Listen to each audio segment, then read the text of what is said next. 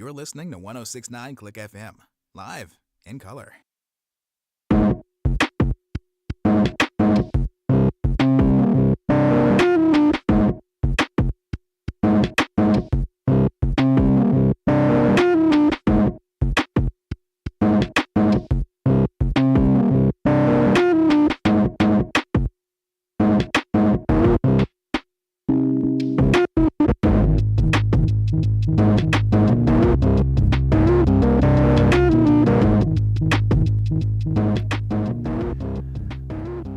We all knew this day would come.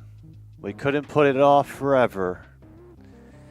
It can't just be a summer of endless rouges and stolen bases and the Chicago White Sox doing everything they can to embarrass themselves before September even gets a chance to start. No!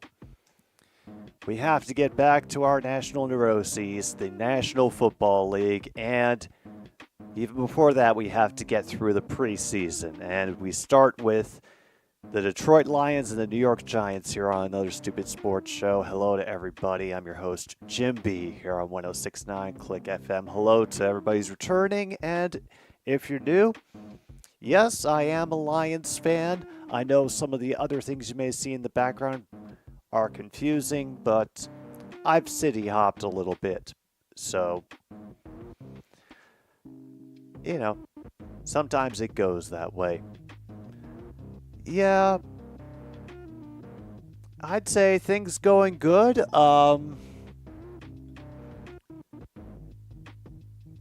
Couches just continue to be funny, man. I don't know what else I can say other than that.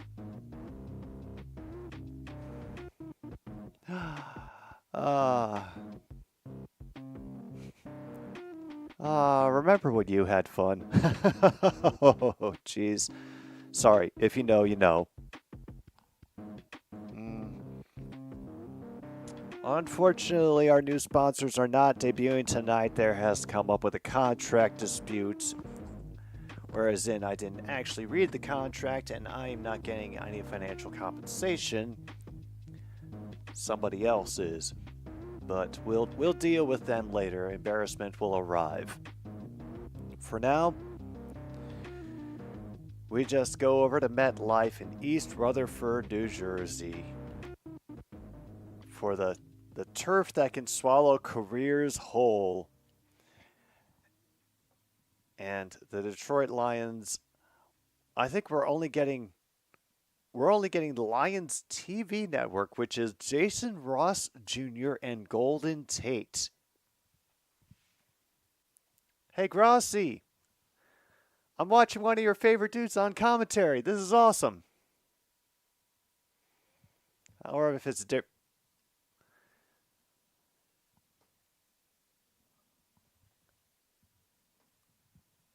Oh, and we're going to see more people tonight. Oh, are you ready, folks, for the quarterbacking talents of Nate Sudfeld and Hendon Hooker? Oh.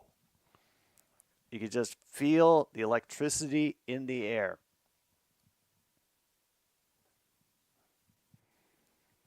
And yeah, William, if you're still hanging out there, here's a couple things you should know about tonight.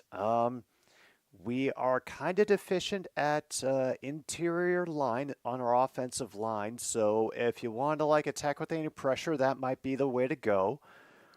We're still looking for a number 3 receiver. Donovan Peoples-Jones kind of got some public admonishment from Coach Campbell, which I'd never really heard him to do for players before. You know, everybody tends to play it pretty close to the chest as far as, talking about how players are doing. Just the general putting in the work nonsense. But that was something I was really thinking about.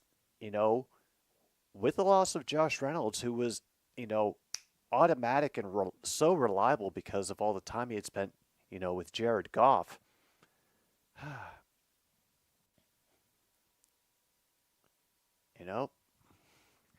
Who will our next weapon be? And yeah, we gotta check out, the new secondary people we brought in.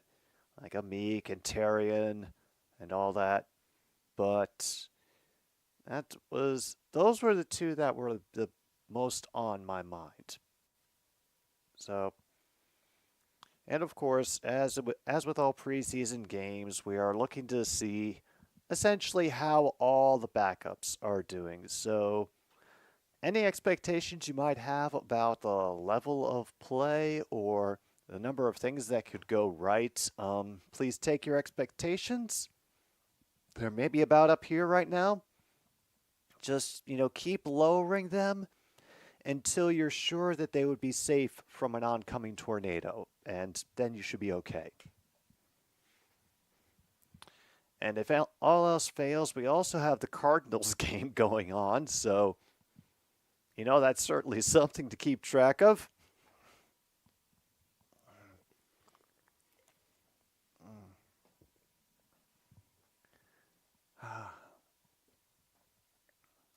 Oh, and schedule-wise, by the way, I am still planning on doing some CFL tomorrow. Yeah, we're going to be doing Calgary Stampeders versus Toronto Argonauts.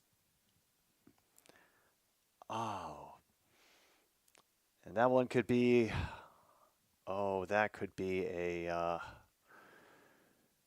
could be an interesting one. I mean, the Stamps ended up coming back at the last minute to take their game away this past weekend from the Argos, and now they're playing again on a short week. And hopefully it will not be full of injuries like we've had on prior short week games. But yeah, Ethan, it's football time. I'm still waiting for them to get through a Savvy Sliders commercial. And, also, if you're still debating about whether or not to hang out in this stream, remember, if I have to watch all of this, that means I have to watch all the political ads that we are getting inundated with because we're in an election year here in my country. So just consider this me paying attention and going through the pain so you don't have to.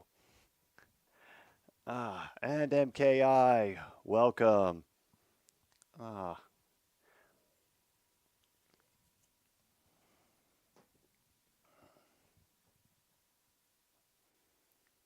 No.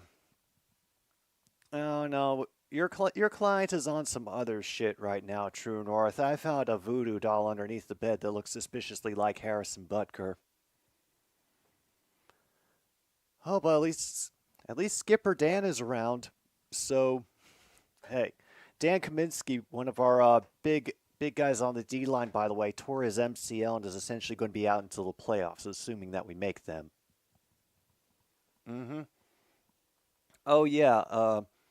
These are the derpy versions of the NFL team logos made by artist Rachel Half. You may have seen her. She's one of the mods over in Grossi's stream. So go check out her shop, buy her things. But I got permission from her to use these for the NFL games, and so yeah. Grady Sizemore is now collecting the check as the manager of the Chicago White Sox. All right. Yeah, I'm going to have to find a better solution than that. There's that camera following our draft pick, Tyrion Arnold.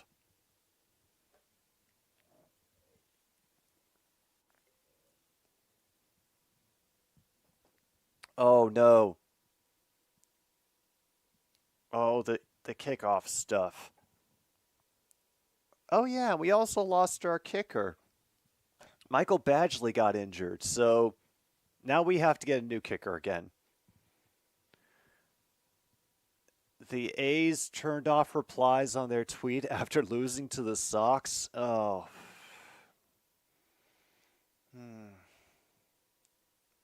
Yeah, only 11 losses to go. I already don't like this. I have a UFL kicking legend. Well, that's a great comfort, Luke. Oh. Yeah, they've I don't know. I'm not going to bother explaining the A's. Mr. Jake Bates. And this kick will be fielded at the 5. And nearly was able to break out, but finally brought down the second level at the 34. And there's a flag. Oh, hell.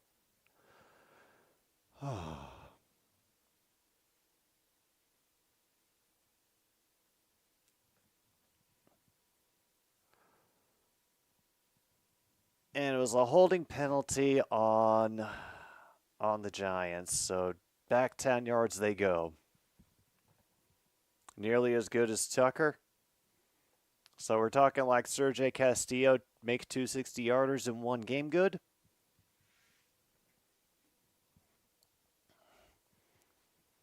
Yeah, sorry, I'm still a little bitter from the fact that I had to go sailing the 7 seas on a rickety boat in order to watch this game. The only one that's available to me is Carolina, New England. All right. On first down. Handoff is faked. There's time. Everybody's covered, though. Gets forced out of the pocket. Will duck out after a run of 5. And who is that QB number 2? Oh, my God. It's Drew Lock. Oh, we are truly living in times of plenty. Drew Lock in NFL action again. Able to corral the high snap, and I don't know who that ball bounced off of. Amik Robertson is taking the credit for it, giving the thumbs up, but I thought one of the rushers up the middle might have gotten a paw on it. No, just great positioning and ended up blocking with almost his shoulder on that. Okay. Woo. Ain't back-to-back 64-yarders. Damn. Pressure on Drew Lock, but holy hell, we don't give up on third down. The receiver gets pushed out by Rakestraw. Oh, man.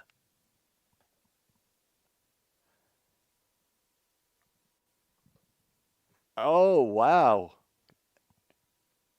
Sorry, you could see where the weaknesses on our team have been by my reactions, I suppose. And we get a 3-and-out on the first series. Or his first kick since high school. Even better. There's enough space. Here's the punt. And it gets bobbled! And it's kicked away! There is a chase going for it! There is a flag, however, but it got recovered by Gilmore. Oh, crud. Oh.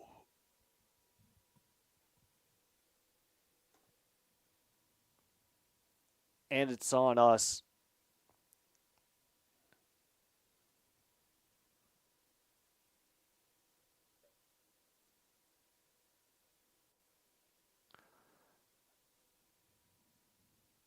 And we give them a holding penalty, and it's half the distance to the goal. Oh, Stephen Gilmore. Oh, it was the same guy who recovered the...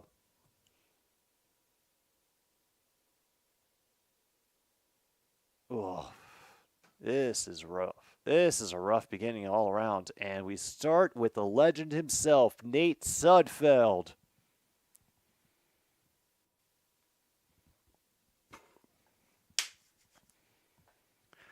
Okay, we got a nice compact set, single back. And it'll be handed off up the middle. A gain of 3 for... Damn, didn't get a chance to see who that was on the rock.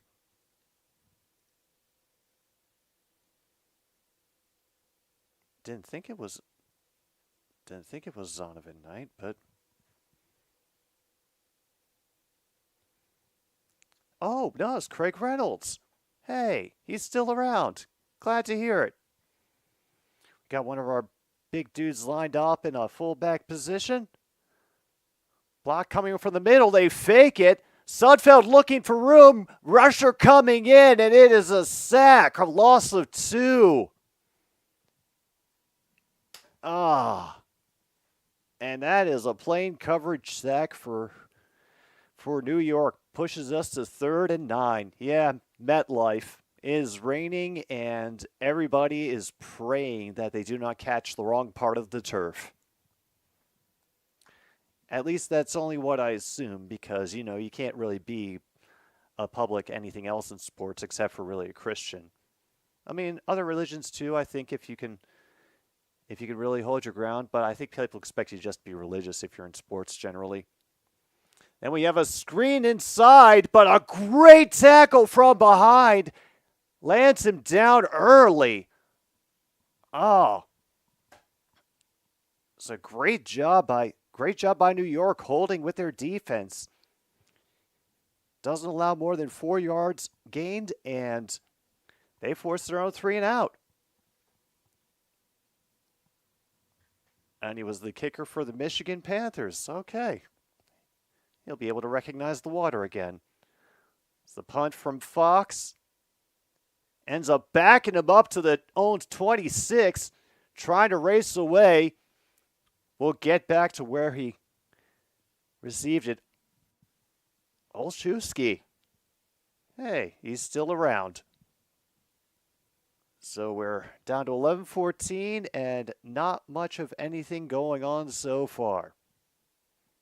Hey, preseason is back in it. All right.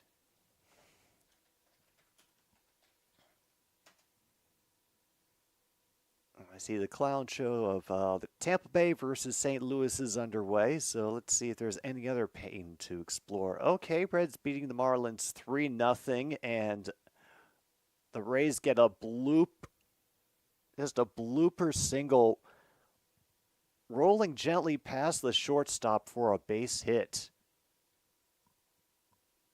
Oh, no, I'm sorry. It went off the pitcher's foot.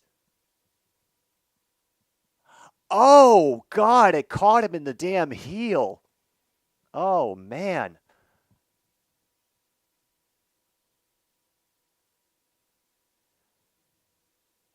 Wow.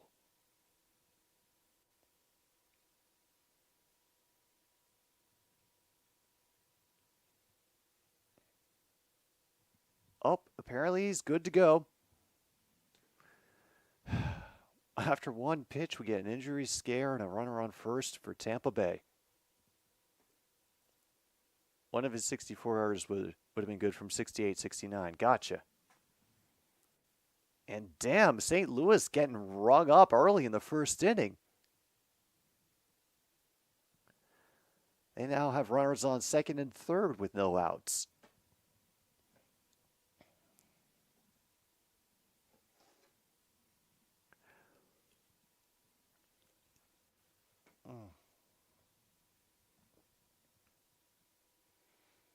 Well, at least they were able to field it cleanly off the wall, limit the damage for maybe one more at-bat.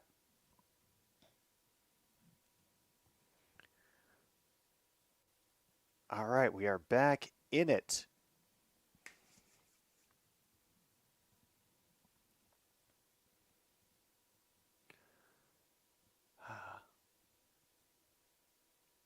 Yep. Every moment that I sit with this is another moment that I really miss CFL Plus right now. Terry and Arnold back on the field as the Giants start from their own 26. All right, Drew Lock, delayed handoff, but there is a little bit of room on the far side, is able to leap past a few defenders, fall for a gain of 6.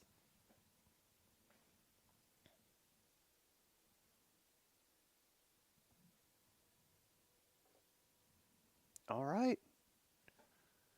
They'll give him a gain of 5. Second down and decent.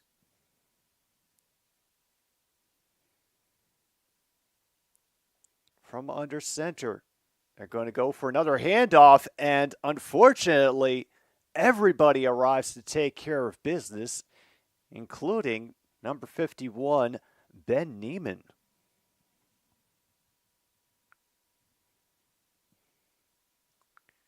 All right. Who the hell are you? I do not recognize you. 7 years experience out of Iowa. Had been with the Chiefs for a while, and Cards and Broncos. On third down, look, it's a little too lackadaisical, and off his assignment comes number 45, Isaac Ukwu. And there's sack number 1 of the night.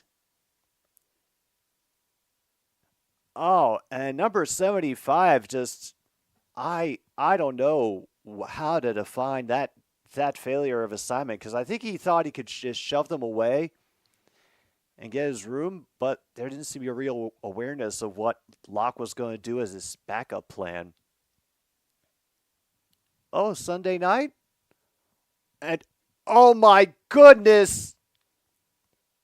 Ball is down, even though the receiver got nailed and just essentially slammed into the ground. Clean hit. Yeah, what didn't come out until he was on the ground. Yeah.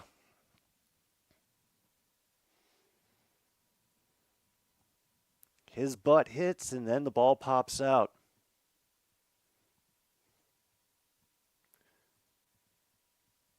All right, Ben. Well, I appreciate it. And who is that? That is Maurice Alexander, who got popped in that at-bat.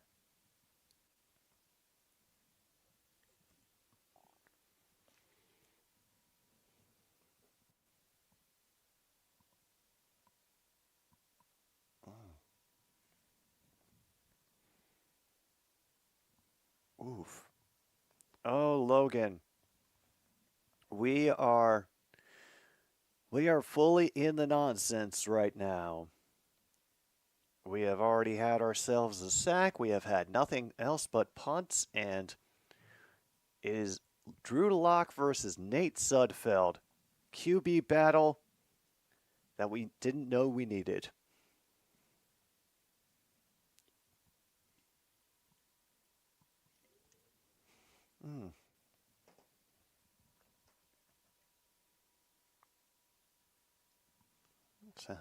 Let's actually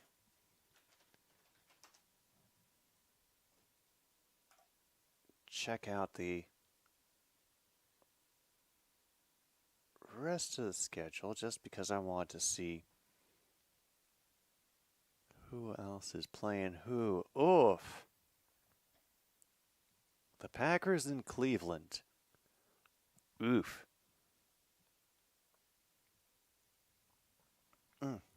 Oh, all Packers fans in here. Quick question. Have you ever met anybody who thought that Milwaukee was in Minnesota? Just, if you have, what was your general impression of them?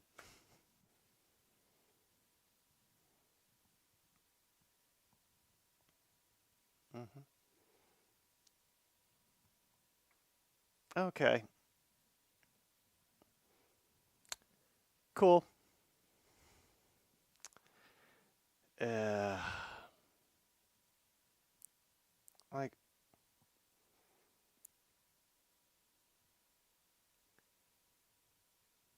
Like even at a basic level, if you're a sports fan, you kind of understand, which teams kind of end up getting grouped together by geographies, so it's easier to tell. Oh, they try. They really do. Is that Reynolds again? Will get about 2 yards short that time. Slow climb up from that pile up. Oh, Craig Reynolds. You know what? He not exactly the flashiest guy on the team, but in the back of my mind, I've always thought, in case one of our running backs goes down, hey, Reynolds will still step up and do great. Unfortunately, he ran right into a pile in the middle, and a great stop for the run defense that time.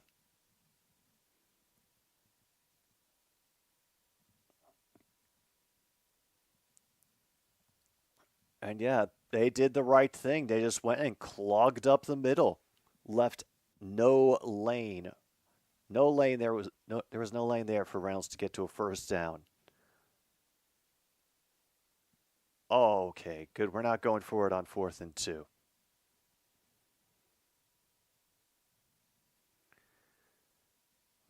Here comes the next punt.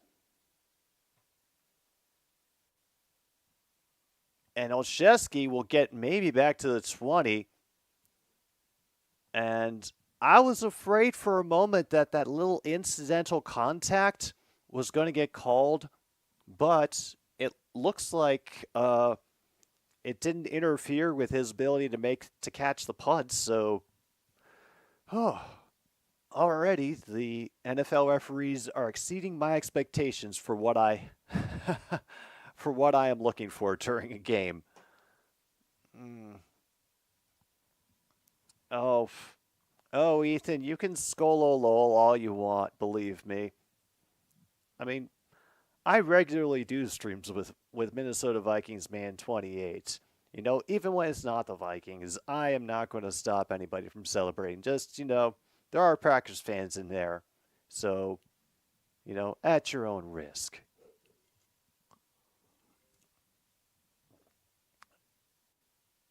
Meanwhile, it seems like this inning is just not ending for the St. Louis Cardinals. They're still in the top of the first. They've gotten to 2 outs now, but once again, it's runners on 2nd and 3rd.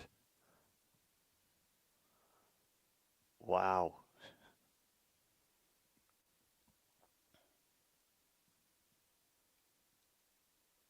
Oh my goodness, that thing just barely, I guess, left the field going over the bag, and now we get a visit to the mound from the coach. All right. We're having a real normal one here in the top of the first for the St. Louis Cardinals.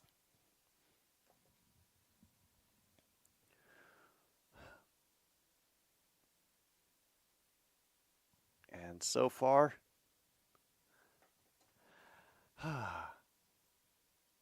I might be a more than a little nervous about the state of our run game. Because I've been able to check through the numbers of everybody who's on the field at the moment, and I didn't get a good look at the starting lineup when they switched over to the O-line, but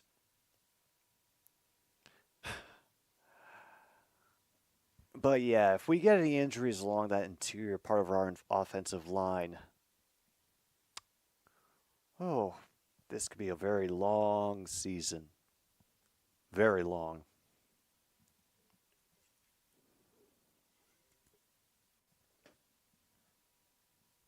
All right. So from the 20, Locke fakes the handoff, runs away from the pressure this time, and just falls forward for a gain of 8. Finally, Drew Lock put his legs to good use.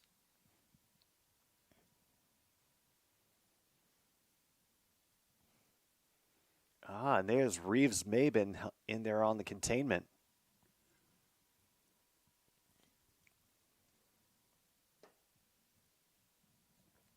All right, there's Ennis Rakestraw again. Let's see where he ends up lining up.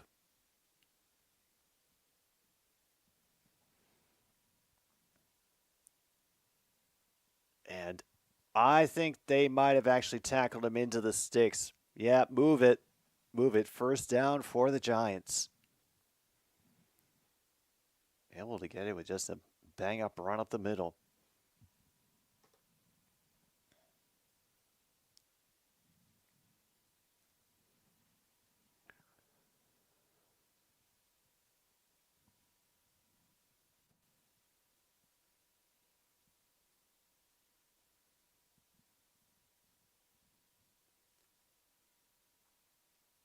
Be on the 2 screen until week 7. All right. Lock gets smothered, has to go to the dump off underneath to number 82, gets tripped up. They may give him about 7 anyways. So, no, only 6. Only 6. So it'll be 2nd and 4.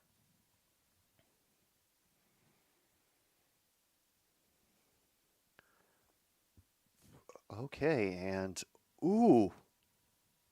Holy hell, the place is deserted. Like, it is a morgue in there in MetLife.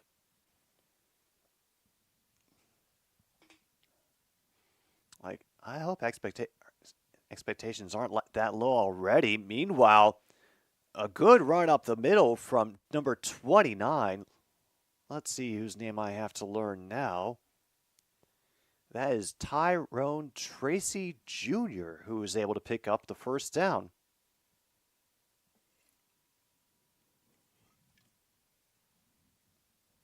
We're still a little bit behind on time. We're up to 4:54.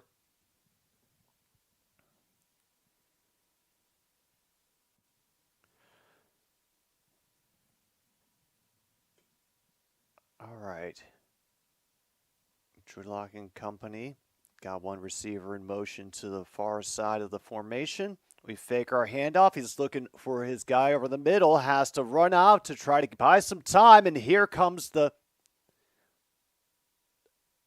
And oh my goodness, I thought Houston was going to get called for that one, but apparently he danced it right on the line. Oh, wow.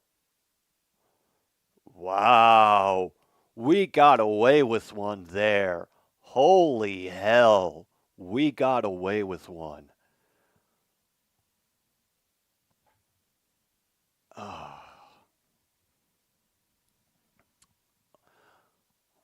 Okay. You know, I was worried as one of our dudes jumps back onside. Meanwhile, a great job by Taylor Reeves-Maben to wrap that tackle up for no gain. Okay. So, you know, we were almost caught off sides by a quickly set offense.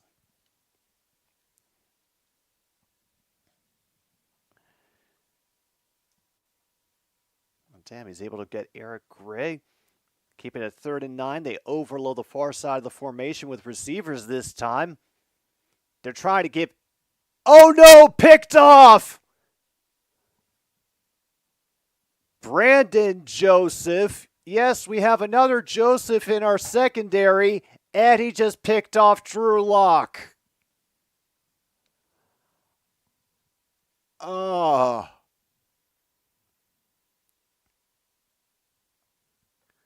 All right, let's see. And yet, no, he was just up in the cover, and he just stepped in front of the pass. Number 18 was getting tangled up with his guard. That was Isaiah Hodgins, the intended target, but I believe him and Rakestraw were just getting tangled up out there in the flat. And so now,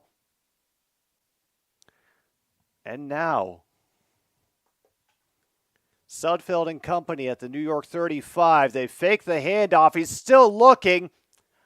Thruds. Oh, and he was out of bounds. Incomplete. Damn, was looking for Reynolds on a last-minute attempt, and apparently nobody else was open. Oh. It's okay, William. Right now I'm sitting through Nate Sudfeld. It's making me already miss Hendon Hooker, and I haven't even seen him play in this game yet.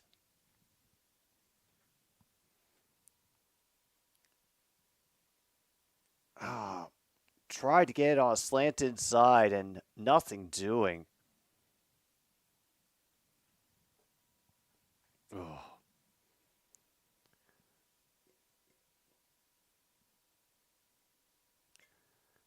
All right, and I have realized that recognize almost none of the name. Oh, Shane Zylstra is back. I remember he got injured around the beginning of the preseason last year. So it's good to see him out there getting the reps again. Rush 5, Sudfeld lofting it up along the sidelines. And it's incomplete again. Ugh.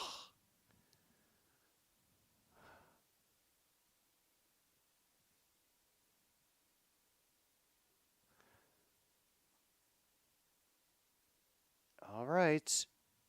I suppose we're going to get ourselves a... Yep, we're getting a field goal attempt. Jake Bates, 53-yard field goal attempt. Oh my goodness, it has the distance and it's in! Ah! 53 yards by Jake Bates, and we are on the board 3-0 in a very, I'll just say it, dampened and enthusiasm game so far, as nobody can seem to move the ball.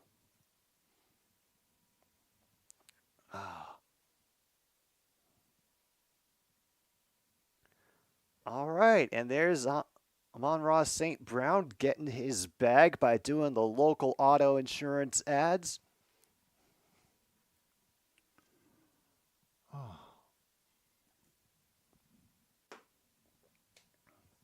Actually, since True North did mention it earlier, let's see. I couldn't remember offhand. Who are the Lions playing? Oh.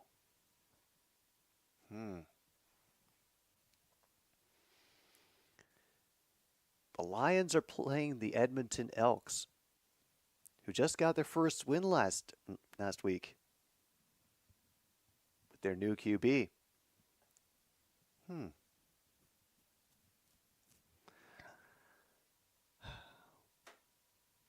It's tempting. It's very tempting. And yes, CFL Plus, I know I can sign up and watch the Rough Riders and the Red Blacks, which is supposedly going on right now. Yep.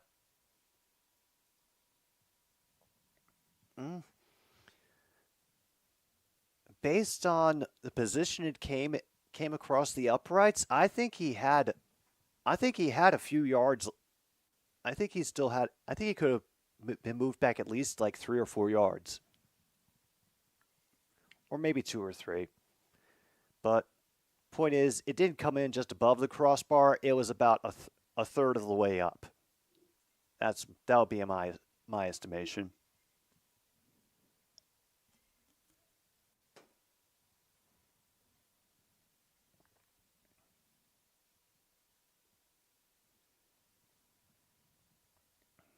All right.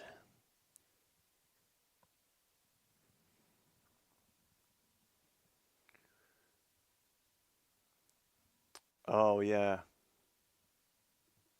Imagine what he'll be able to do it inside where things are dry.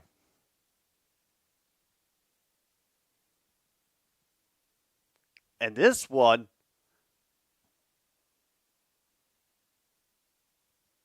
and he gets tackled at the 2, but why all the flags? Oh no, what is this penalty?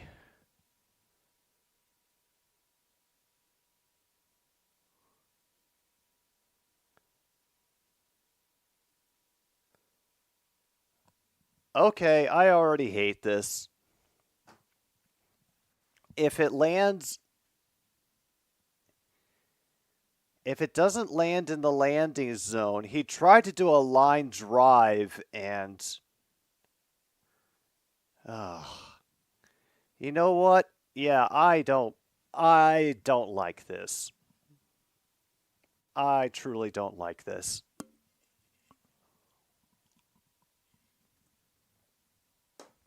We can't do fun stuff like that. It's not even worth it.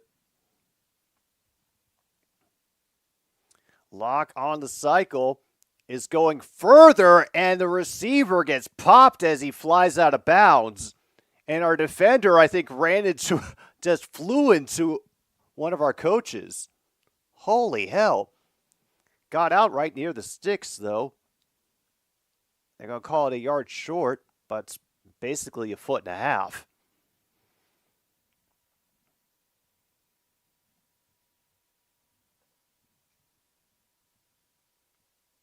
Yeah, I don't think they're going to be that bold. Yeah, they found a lane. Very easy lane.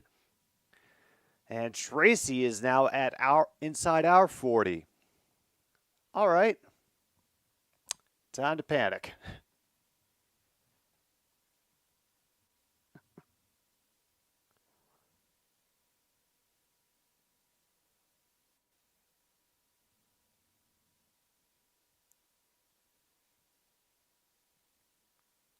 All right. 1st and 10 at the 39. Locke will get pressured and absolutely sandwiched as he throws. Yeah, I thought that was incomplete. Wow. They're ruling it as a fumble forward recovered by the offense. No. Wow.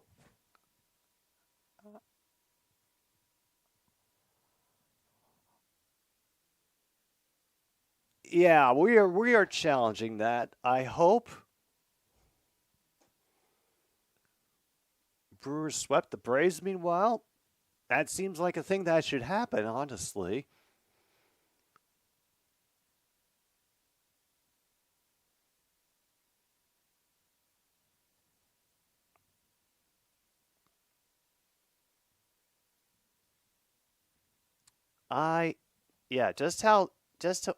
Based on how the ball came out. Yeah. His throwing motion might have been shortened, but there's still a throwing motion.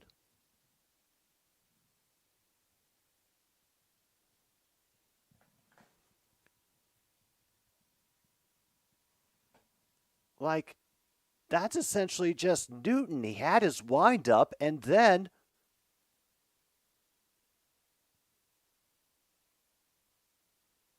yeah, nope, his hand is pushing the ball forward.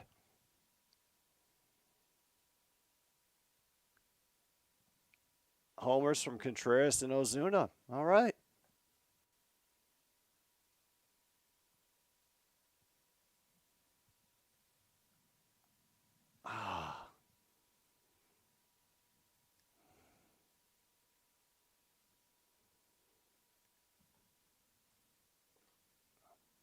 After review, is an incomplete pass.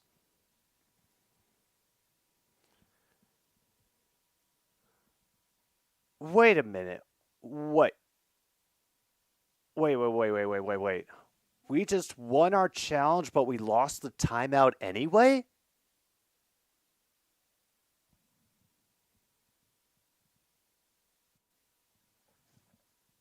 Is that another new rule that they put in? Wow. All right, so 2nd and 10.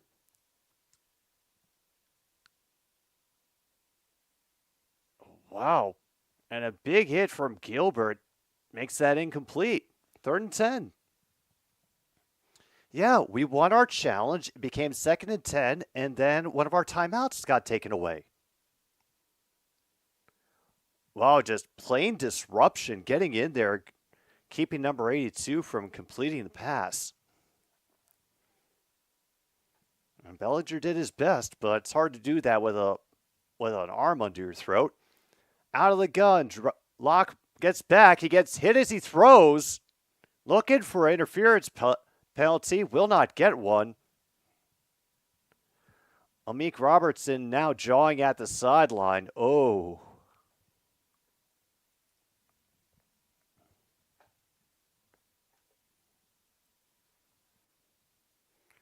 Oh, wow. And now Drew Locke is on one knee. Oh, boy. I mean, he's gotten knocked around a fair bit already in this game.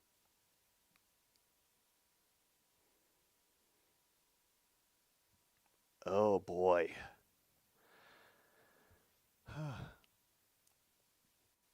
3 home runs. Damn. Well, it sounds like Kyle Schwarber and, the things that he does. All right, Locke has gotten up. Oh, wow. And, he didn't even go down. He just, I think, I'm trying to figure out what the hell happened on the play.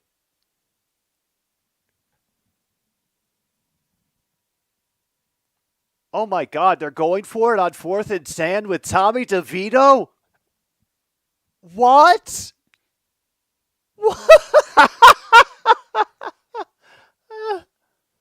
He's just trying to get them off sides. Damn it. Boo. Let him do it. Dable. Dable, you are losing me as a general fan of Dable. Why wouldn't you just let him? Come on.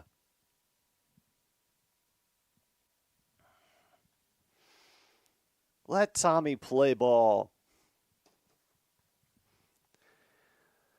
All right, Maurice Alexander will try again and hopefully not get popped.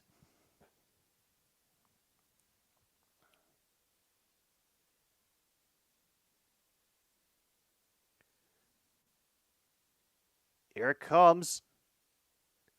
And he just fakes him out and then ducks forward to let it fall in the end zone. Oh, touchback. How I have not missed you.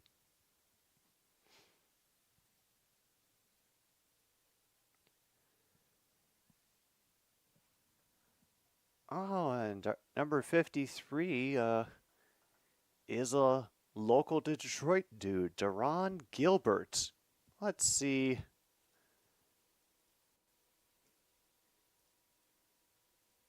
Let's see where he's been around. Oh, he's a rookie out of Northern Illinois. Okay. All right, so from our own 20, we've got 1st and 10, and it's still Nate Sudfeld. And, okay, Rob. Who is that? Who is that player? I don't know. Number 28, Jamar Jefferson, running back. Okay. He was able to break through a pile for a gain of 4. Second-year player out of Oregon State. Okay. So now we have 2nd and 6. We have a lot of people on the far side of the line, and a great job of just zooming through the defense, and that was a loss of, what the hell was that? At least 3. Damn, Drew Phillips, the quarter, just coming out of nowhere, absolutely twisting up Jefferson in the backfield. Now 3rd and 8. Damn.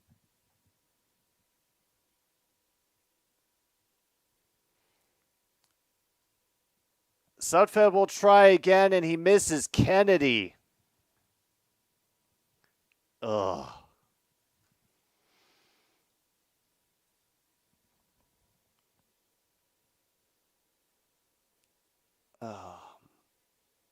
We will get the offense when Nate Sudfeld is no longer on the field.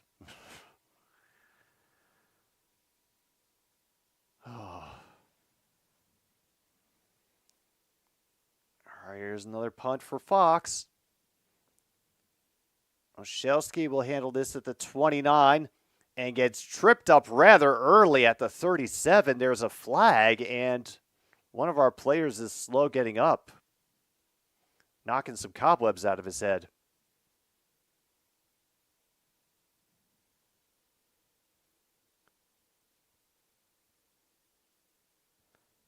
And they add 5 yards to it because one of our dudes went out of bounds.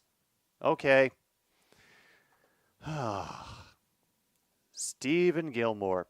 That is the second penalty we've had on you this game.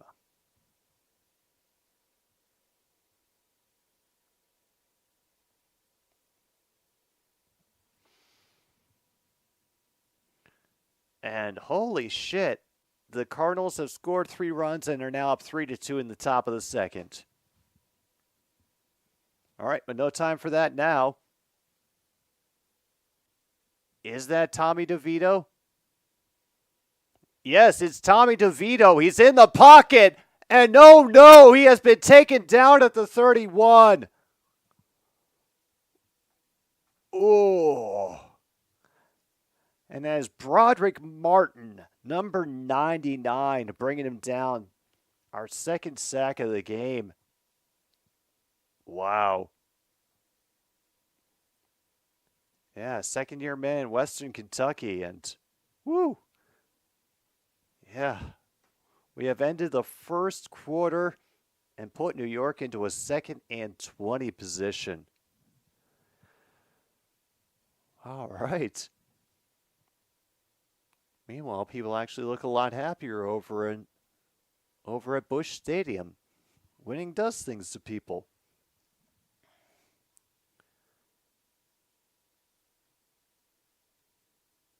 All right, back to the scores. What else can we proclaim? Holy crap, 16-7. Okay, the Brewers are looking for respect now, apparently, and doing it by defiling every corpse that they come across on their journey to the playoffs. That is certainly a strategy. Meanwhile, the Padres edge out the Pirates 7-6. Mets just bury the Rockies 9-1.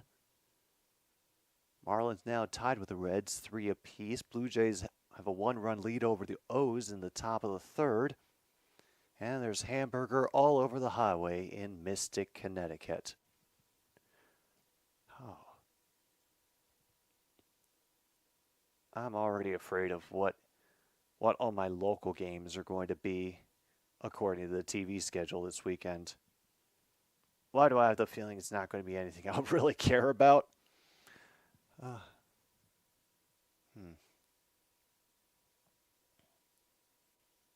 It's probably going to be a buffet of Bears, Bills, then Packers, Browns.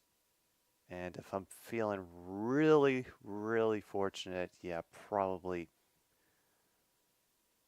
Chiefs, Jaguars. That seems like the maximum amount of pain. Meanwhile, we'll get that timer restarted. See if there's hope for anything to be done on offense. I mean, we only got that field goal because of a Drew Lock interception that got returned a decent amount into New York territory. So right now, it's not much for me to brag about. You know, either that or the defense of the Giants is, more potent than I remember from last season. And this just tells me, even if they get injured, people are going to step up. This is something that we'll just have to answer as we go, I think. So from the 32, room over the middle. That one gets off a helmet. Oh my goodness. Out of one receiver's hands, off another receiver's helmet, and incomplete. We cannot have anything fun.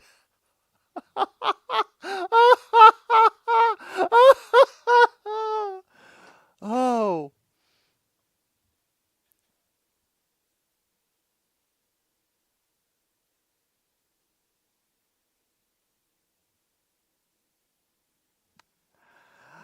All right, 3rd and 20 now.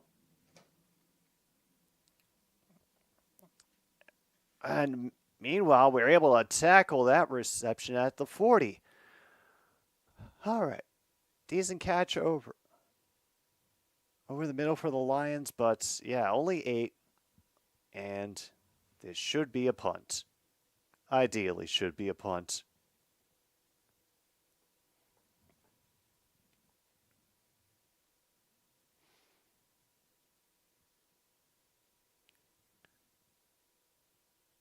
From the 25, kick was away. And fair catch Very smart decision at the 17-yard line.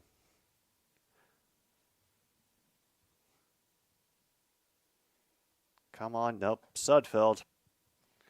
All right, well, now I think is a good time for anybody who is paying attention to this game to crack open a beer because Sudfeld's on the field and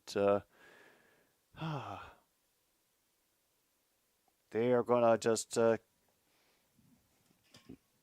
keep insisting they try passes in the rain, I guess. From out of the gun, back to his left. That was a little high, but oh my goodness, a good reception on the far sideline by number 18, who is, well, he has the last name of Green, but his full name is Antoine Green.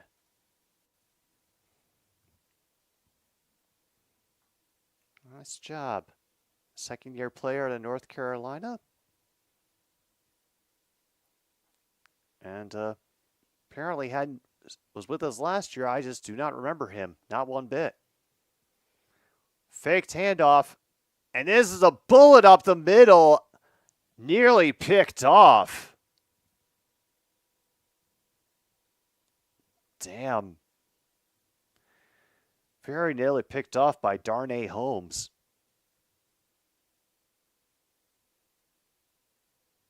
He stayed with the route the whole time and fairly nearly took it away from us.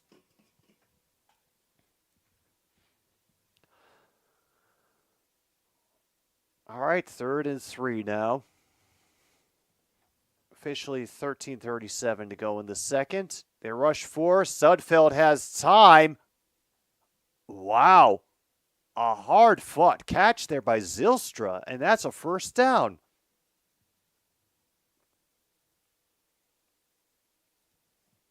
Yes, exactly, Luke. Sudfeld should be starting over Jared Goff. Oh, it's a hip injury. Okay, so you know what, William? I'm blaming that one on the turf because that last contact that he had with the receiver, he got hit in the upper body. So maybe it might have had a part in it, but I don't think it's the entire picture. Yeah, I'm blaming turf. I am blaming turf, absolutely. Of a gain of 2 on that first run, 2nd and 8. Oh, damn. All right, so now it's Nate Sudfeld versus Tommy DeVito, which, yeah, Drew Luck, that had some heart to it, especially with how decent I guess he was doing it during the first part of this, except for the interception, but yeah. That just has the air of camp that we needed. Meanwhile, a great grab by number 31 at the line of scrimmage prevents that screen from really taking off. Another reception there for Antoine Green. But Tyler Newbin, the safety, getting his arm involved right near the line of scrimmage, keeps a 3rd and 5.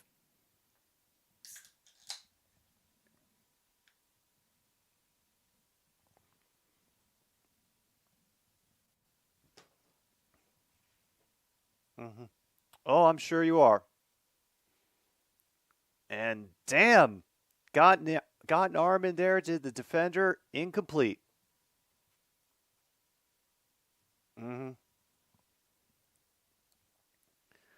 Oh, that's just good, playing good defense. Hawkins got his arm in there. It was a battle with Fountain to catch that ball, and Fox will be out to punt again. McKenzie back this time.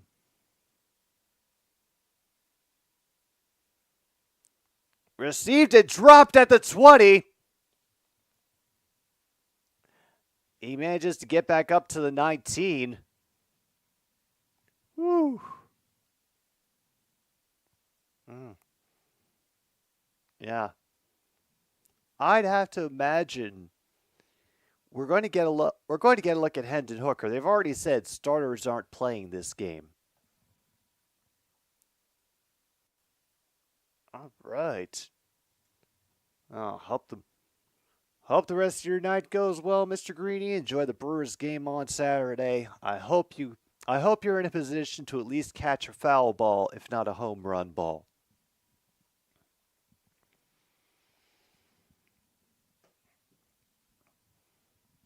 I mean, considering we've seen so little of Hendon Hooker, like,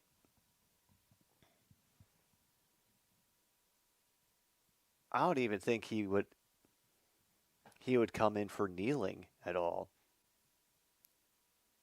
He's just sort of been, I guess, trying to get his reps in and experience and used to the game at a pro level. He's out there because he's just that badass, Luke. You know?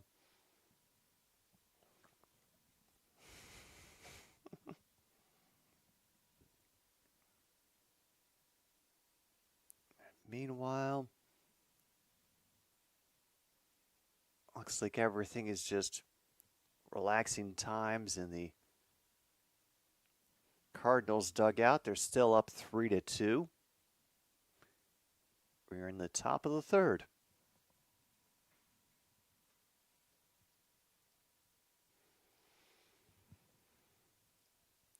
Oh yeah, actually, that is a good idea. Get some damn music ready, because before I know it, we're going to have our first pause for the cause, and I won't have a single piece of music ready to go. All right. And now, fantastic. I cannot add anything. Holy shit.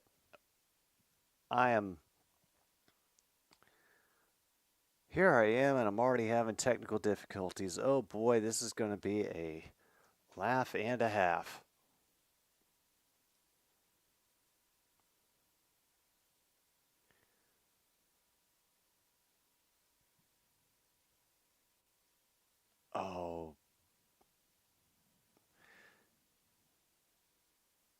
Oh dear, now they're talking to Lions front office people.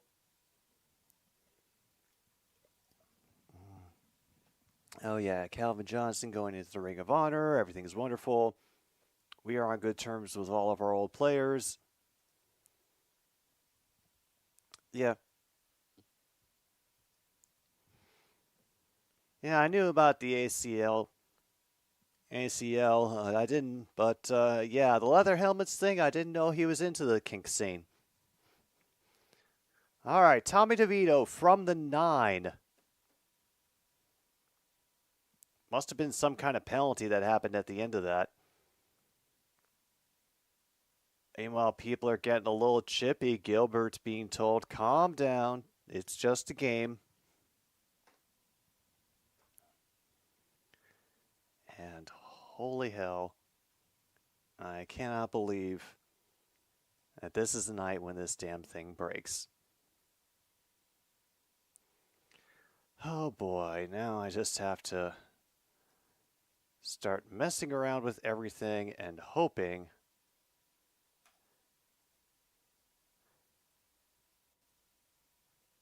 this will do things. Oh, thank fucking God.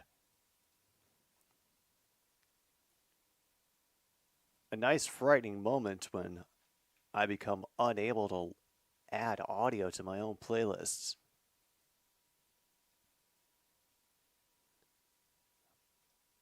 Oh, hell.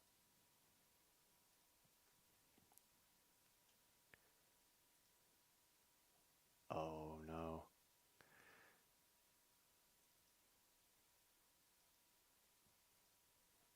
Meanwhile, we have a great reception and run by number 20 there for the Giants, and a first down on the arm of Mr. Tommy DeVito.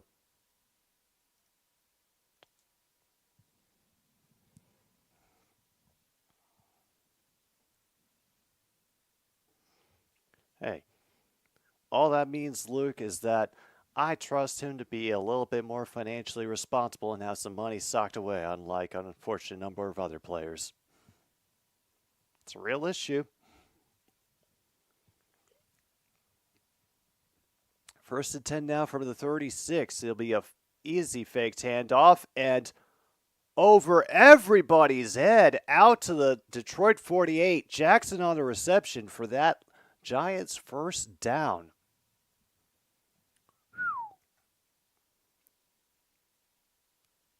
And yeah, Tyree Jackson into Lions territory. Tommy DeVito showing that he belongs in the NFL.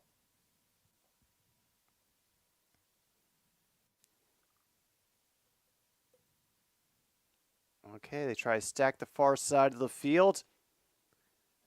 He runs out of one tackle, has to throw it away onto the sidelines as he's pursued. Incomplete.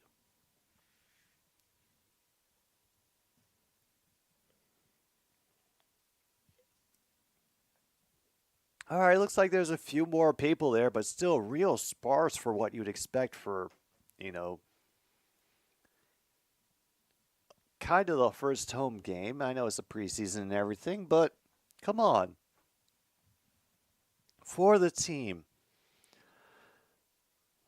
Meanwhile, 2nd and 10. From the gun. It'll be a delayed handoff, and he finds room up the middle. Blast past the defender, and I think he's going all the way. Touchdown, Giants. Holy hell. David Long Jr. off the delayed handoff.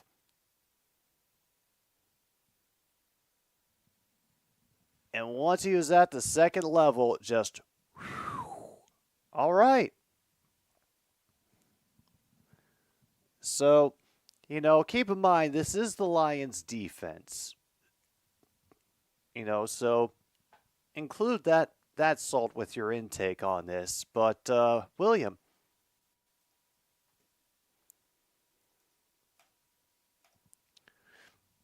Saquon who? All right. And very, very quickly, the Giants have taken the lead.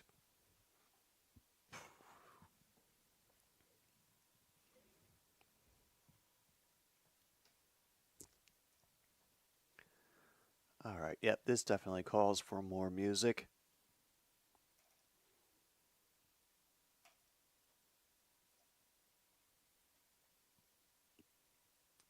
Thankfully, the mute button works. Otherwise, I'd have even more reasons to be angry at my computer right now. All right, well, we've got enough music. That should be good. All right, back to the baseball scores we go. Blue Jays still have that lead over the O's at the end of the third. Reds and Marlins still tied at 3 apiece, top of the 7th. Angels have taken a lead over the Yankees 2-1 in the top of the 4th. Unusual. Meanwhile, Tigers, Mariners still yet to get underway. There's still another hour and a half, essentially, before that gets going.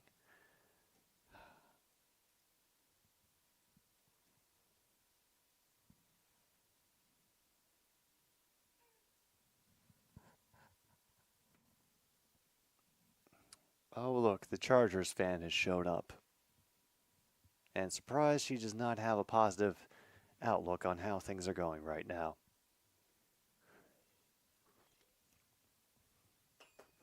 All right, we've had to sit through enough commercials. I think you all deserve.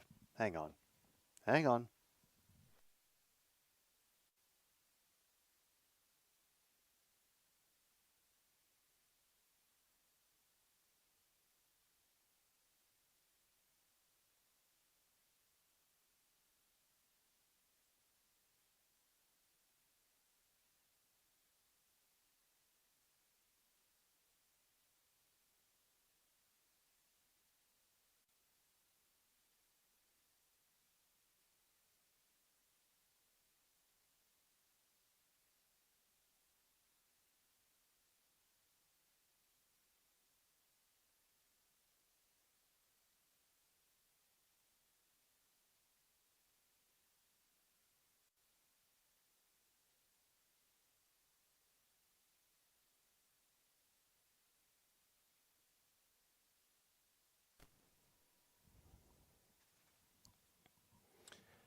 Yes, I did wake him up from a very comfortable nap in order to bring him in here.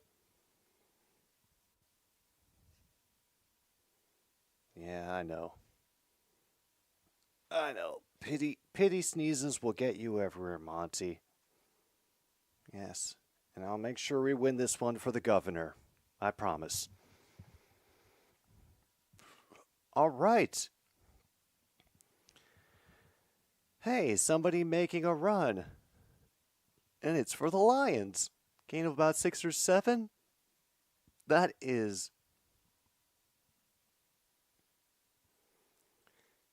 That is not who I thought it was. Jamar Jefferson.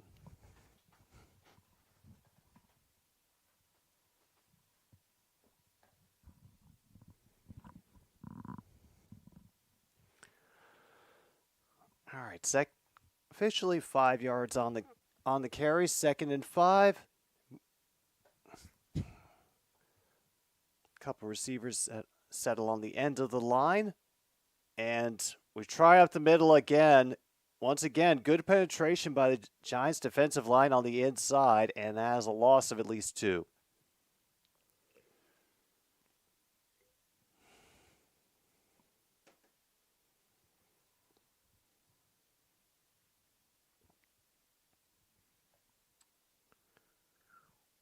Yeah, this is not the best start, especially for our offensive line, how much the running game has just sputtered. They fake the extra pressure, and not enough. He did catch it. Kennedy was able to grab it in, but I don't think he established control until he was past the first down marker, and not in the way that we wanted. He had to come back to make that one. So, yeah, no, he bobbled it, and he didn't establish control until he slid back across the first bound marker, which he had just crossed. So, yeah, probably 3rd and short. Oh, fourth and short. I don't think we're going to go for it. Yeah, I know we're the Lions, but it's the preseason. We have been, we'll politely say, ineffective tonight.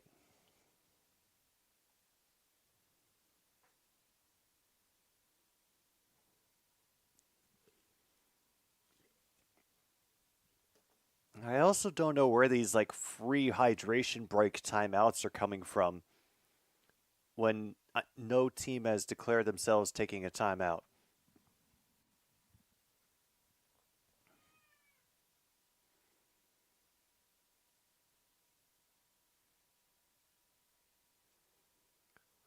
Yeah, I am not sure what the hell this break is for. Like some kind of weird TV timeout, or oh, they're waiting for a definitive spot for the ball.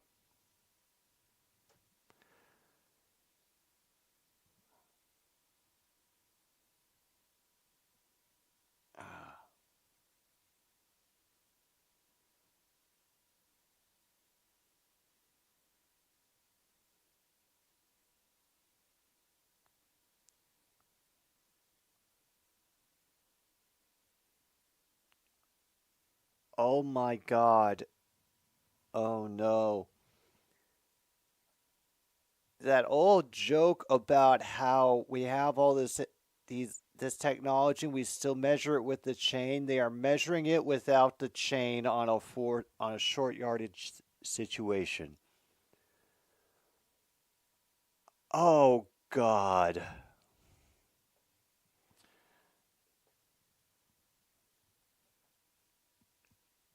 Is Dan Campbell just trying to... Oh my God, he's just trying to test the NFL on every new aspect that they have. If I didn't know any better, I would say it would be to annoy them into not going through with their dumb ideas. Yeah, I think that's what it is.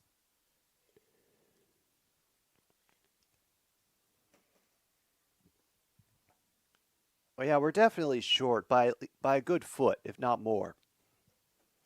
I just...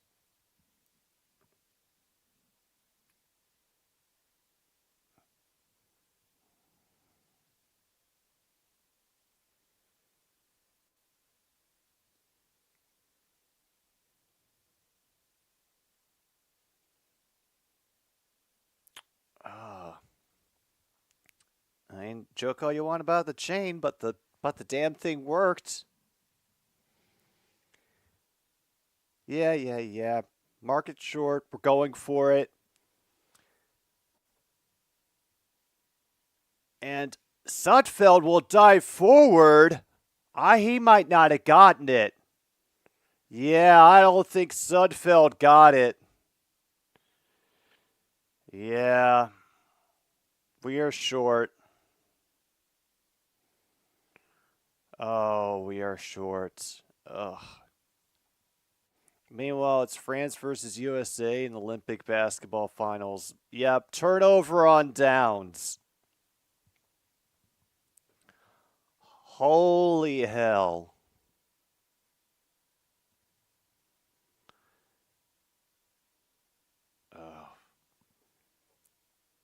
No, I wouldn't blame you for breaking out the pop music.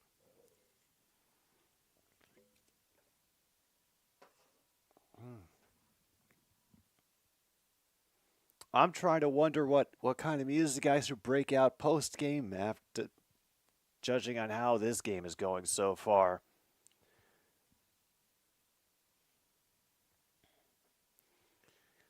All right.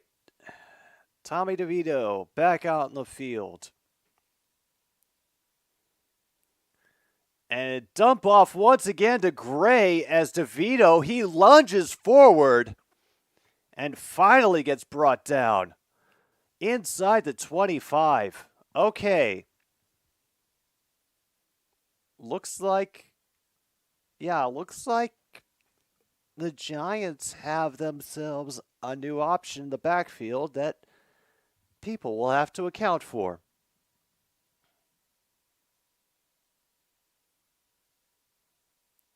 No kidding.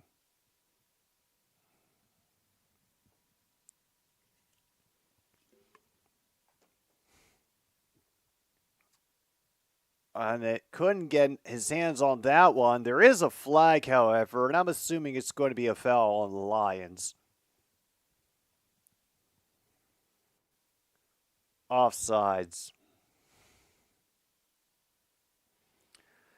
Ugh.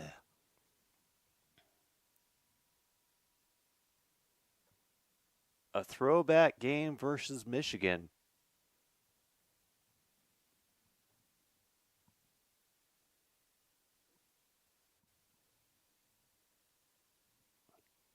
That was James Houston. Damn. All right. Oh. Yeah, I'll check him out.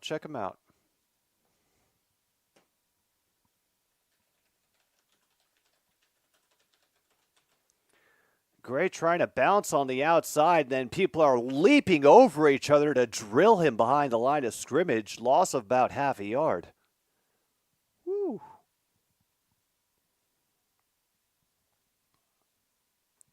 Yeah.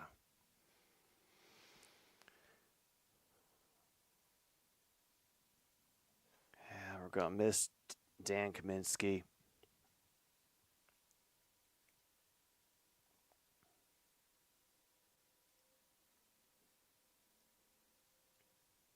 Really? Hey. Every rouge is sacred. And a great dart by DeVito. Tackled short at the 1 foot line is Jackson. And woof.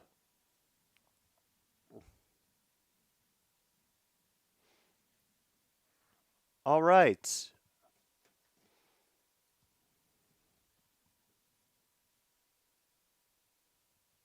And once again, number 70 has reported eligible.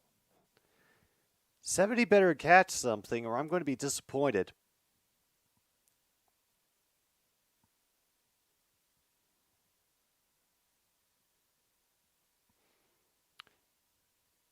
Yeah, and it's nothing but clear skies for Mr. Gray. Second touchdown of the game. This one is run in. And Lions are down 13-3. Oof.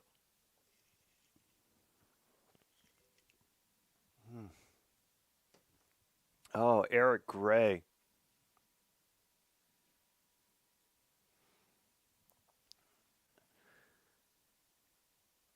Just able to get up a good head of speed and make everyone miss.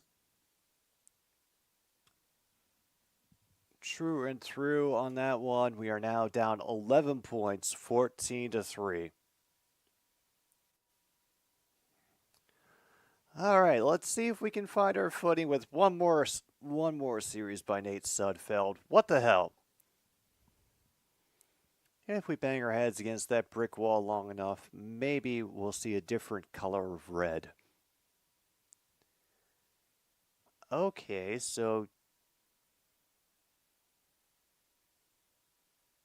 Okay. I see what they're going for, trying to make it look like the old style uniforms and everything.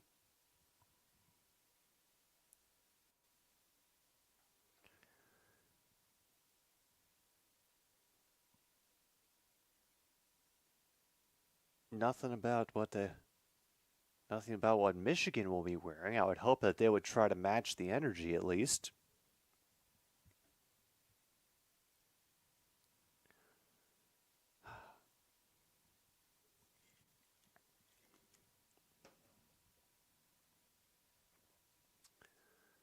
All right, has anything... All right, Angels still lead the Yankees in the top of the fifth 2-1, which, I mean, I'm not going to complain about it, but it's unusual to see.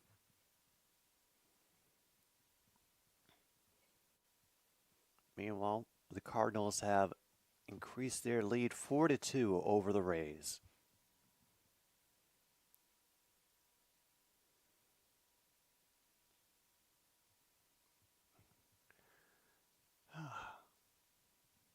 Man, honestly, True North, I think watching the CFL slip and slide sounds like a lot more fun than sitting through the rest of this game. Meanwhile, I think the Cards are about to end their third inning by flying out to the right field.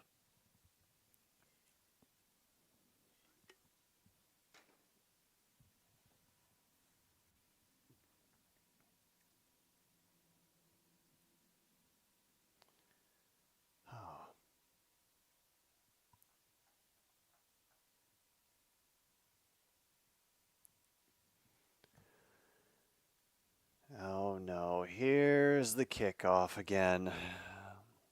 What kind of stupidity are we going to get? Well, we got ourselves a punt, fumble, and a recovery that time from the 1. Able to drive it out to the 29 is Isaiah Williams before getting tackled, and Nate Sudfeld, the dream QB for all Green Bay Packers fans. And unfortunately, folks, we won't be seeing the Packers until week 9. So we'll have to wait a while before we can really and truly shit talk each other, but at least by then we'll have a better idea of who our teams are, so it can be accurate. All right, Sudfeld using his legs, still threatening to throw as he passes the line of scrimmage. Excuse me. Wow. I am not not feeling optimistic about us doing anything on this last drive. Meanwhile, Drew Brown is out with an injury. Oh hell.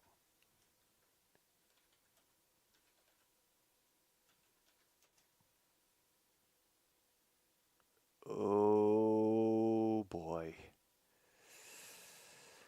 And life just got a little bit more difficult for Ottawa. Meanwhile, the run defense of the Giants just not allowing anything to develop for the Lions. They're doing a great job of coming off their assignment so quickly and preventing anyone from making progress up the field. Sione Vaki got stopped for just a gain of 1 on that play.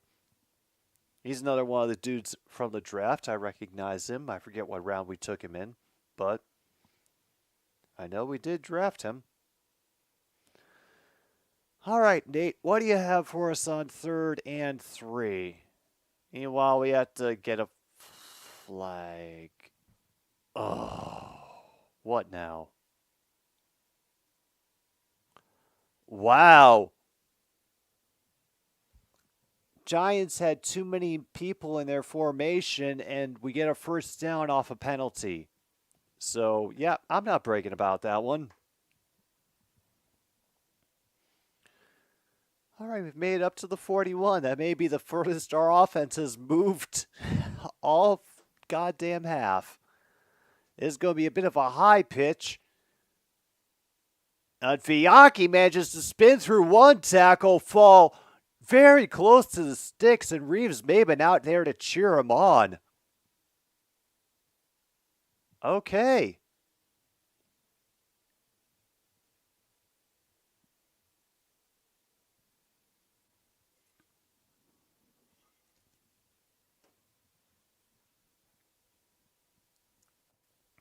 All right. 2nd and 1. About a yard short. Get a couple people readjusting to the far side of the line. Giants completely mix up their personnel.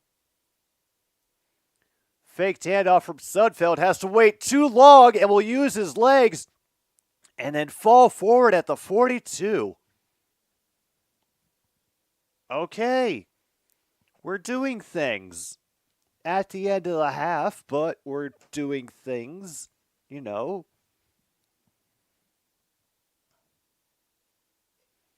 That's only our 2nd first down of the half. The Giants have 9 of them. We have 2. So yeah, Tommy DeVito I think is better than Nate Sudfeld. Late handoff and a great leap forward by Vaki. Wow. Picks up with a run of 14. We're down to the 2-minute warning. Holy hell.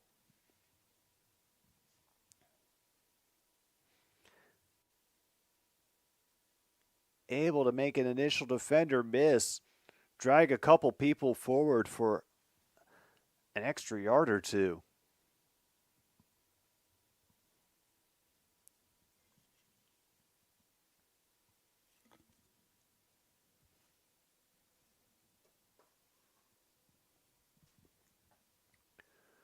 All right, we have finally had a highlight for the first half when it comes to the Detroit Lions, and that is Sione Vaki showing a bit of agility in the run game. Hopefully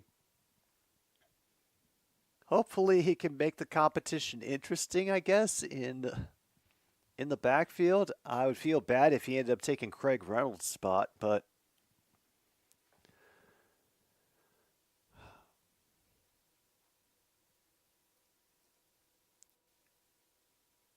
meanwhile, Ottawa and Saskatchewan are still scoreless. I'm assuming that's all because of the rain.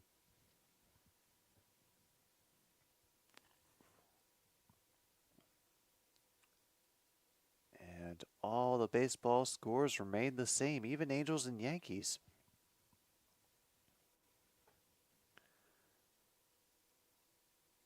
You know what? Not going to even bother trying to explain it.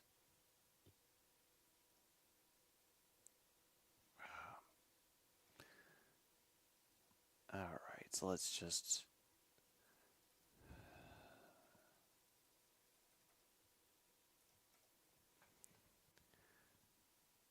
get it properly set up and just wait. Yeah, I know. Hi, Jameer. Can't wait to see you again in the regular season, I suppose.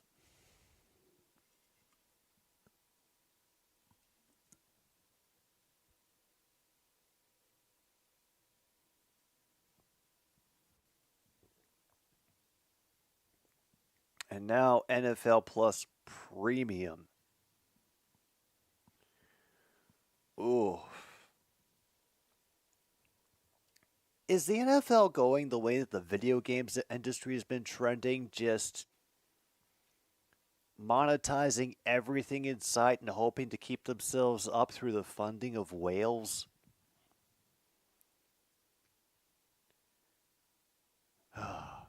I have a sad feeling that that's where we're heading.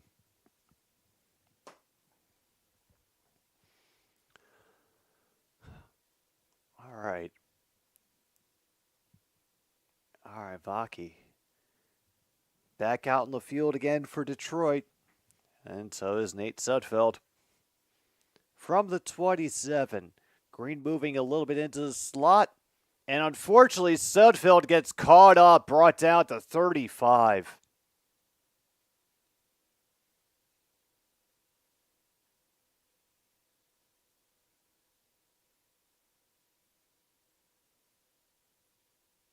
Oh, what? Wait, what is this 30-second timeout? I don't even know what they're calling it for. Is this just a hydration break? What?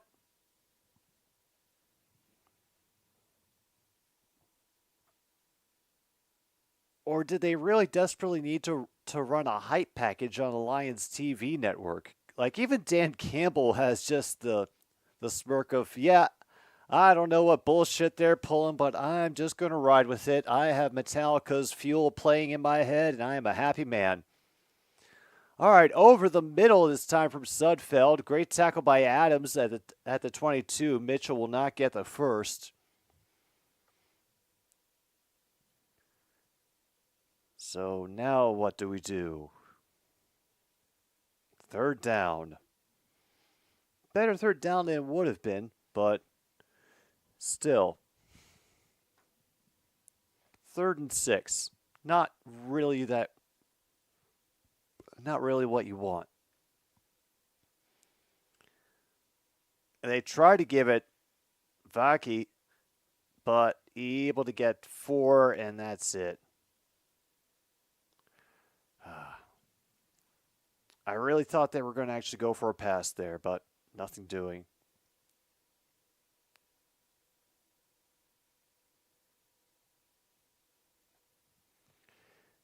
And we have an injury timeout on the field. Oh, hell.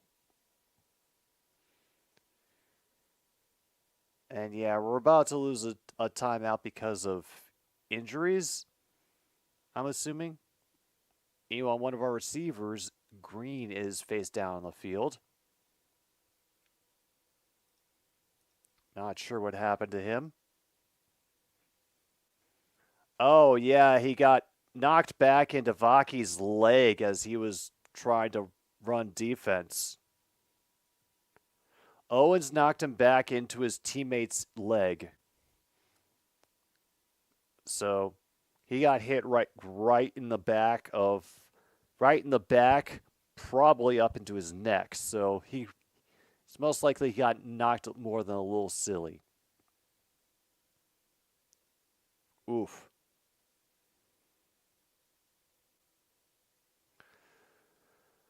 All right, he's coming off. He's probably gonna get a bit of a break, but woof.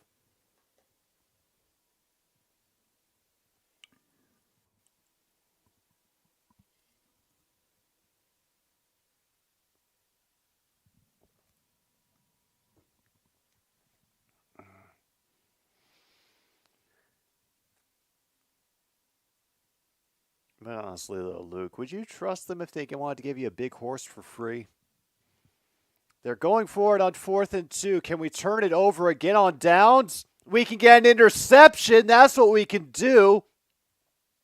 First tackle is missed. He's up to the 40 now, and that's where he will get the ball knocked out. And Vaki has recovered it.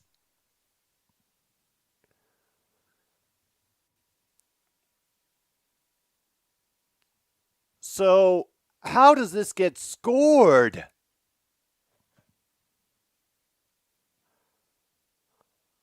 All right, so that was a full change of possession. And then it gets knocked out. Oh my God, yes, it was out, but while he was in the air, holy shit. Number 74 for the Lions coming in and helping contribute to the ball just getting popped out. Coyote Awasika. Holy crap.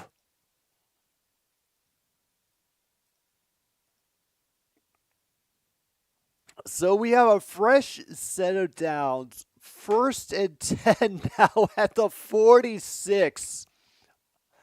Oh, I cannot wait to get back to the CFL where things make sense. They threaten to rush up the middle. Sudfeld dances out of the pressure, has to run again, and eventually falls down. Back in his own territory. Huge loss. And yeah, we're not getting a touchdown to end this first half. Not by a fucking long shot.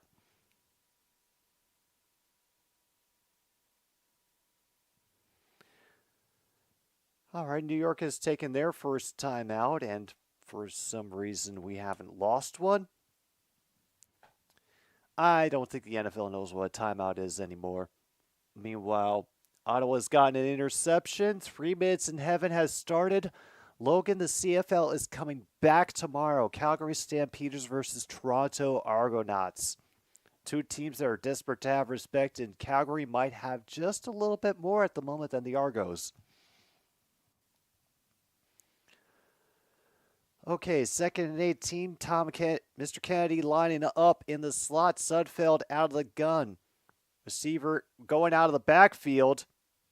And yeah, that is to Davis, who is back across the 50, but we still have a long way to go.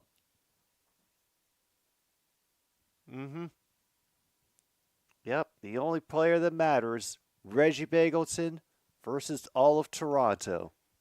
I think we know who we're rooting for. All right, 2nd and 13 now. Maybe we can get another arm punt out of Sudfeld before this half is over.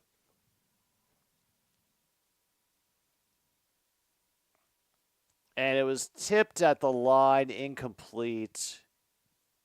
Bleh.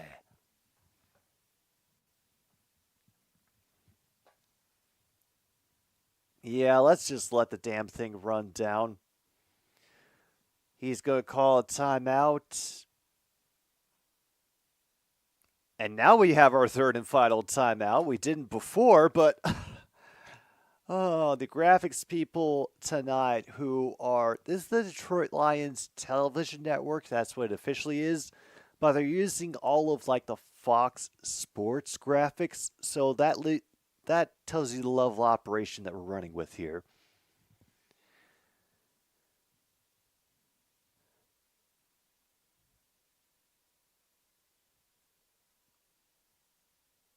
There's Mr. Ben Johnson.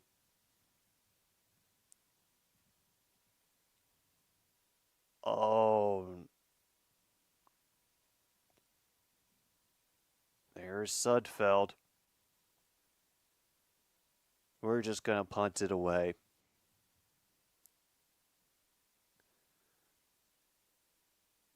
I think they're going to try to dropped and handled very well inside the 10 by number 80. Jelon Calhoun able to keep it from going anywhere. And we have reached the end of the first half, folks. And, well, I guess we've got Hendon Hooker to look forward to in the second half, because the first half was, as the kids say, a 2-pack of ass for the Detroit Lions. But New York Giants, yeah. Everybody else in the NFC East, learn the name Eric Gray and then learn to fear it, because, yeah, he's looking like he might be a problem, and that actually makes things a lot more exciting and interesting for me. But for the rest of us, we need to take our little pause for the cause. So go get a drink, go get a smoke, do the things you gotta do to get yourself centered before we deal with more preseason football here on another stupid sports show. We'll be back soon. Thank you so much for tuning in, everybody.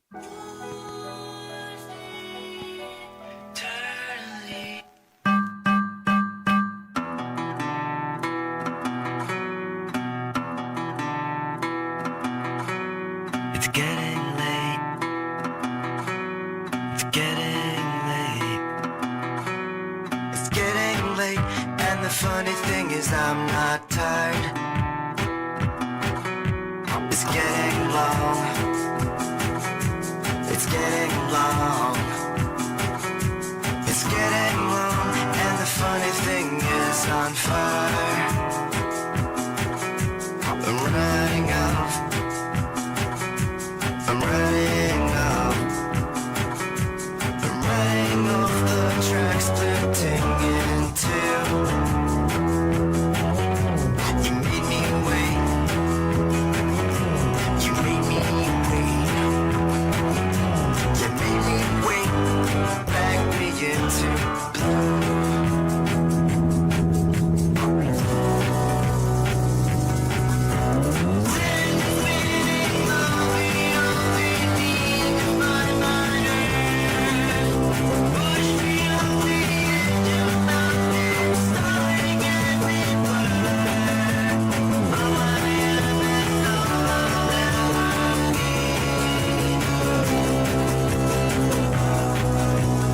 Yours eternally.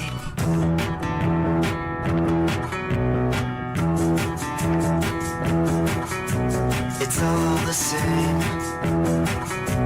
It's all the same. It's all the same. And the funny thing is I'm not tired. It's all the song. It's all the song. It's all the song. And the funny thing is on fire.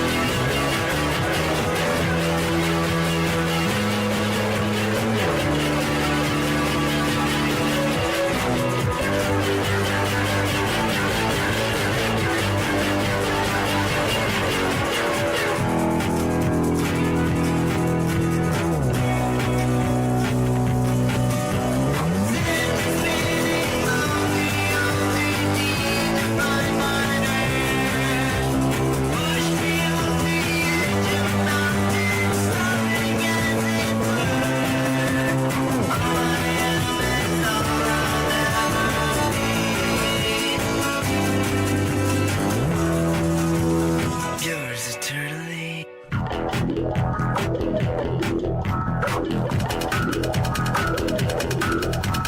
riding off. I'm riding off.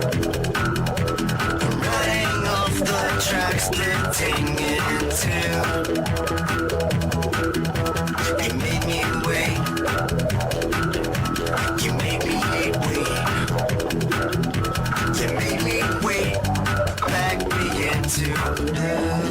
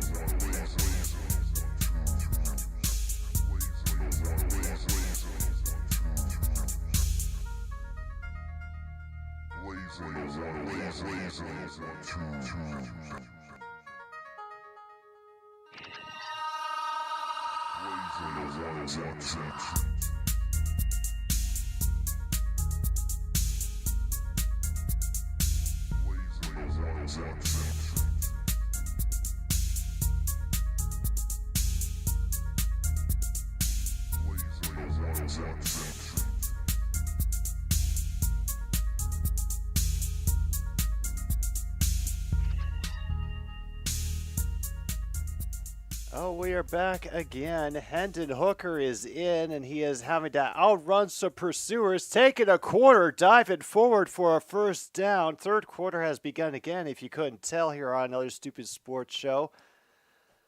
Following the Lions and the Giants, I'm a little late because I was out actually admiring the sunset, because one of the most wonderful things about living in the Midwest is that the sunsets are fucking beautiful. Absolutely beautiful. Meanwhile, we got defensive holding on a play and we get first down. Holy hell. And we have report of extra innings in Miami. Damn. I'm not sure Monty was looking for that. In fact, he's actually camped out by the front window, keeping an eye on both the fireflies and the wild turkeys at once. Leif, hope you're doing well. Please let us know when some semblance of consistency returns to the AL West. Meanwhile, we still cannot get our running game going up the middle. I don't know why we're not attacking the edge. Maybe we're not. Is that Reynolds again? Is that why we were going up the middle?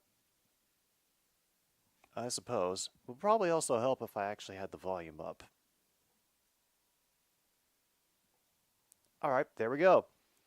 And yes, Hendon Hooker is in the game at QB for the Lions. This is one of the first times I've actually gotten to really sit down and watch him in action. Extra rusher, but it gets thrown away rather quickly. I thought Knight was still up, but they mark him down after he is able to, well, keep him from being a loss. Gain of 1, 3rd and 8. Oh, Dustin Crum. Oh, no. Oh, boy. Oh, I wish them the best of luck. Man, the Rough Riders look like they are going to just cruise for the rest of the season at this rate. Justice for Shea Patterson. 3rd and 8. Hendon has to sidestep one bit of pressure.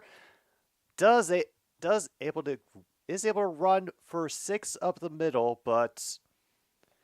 yeah.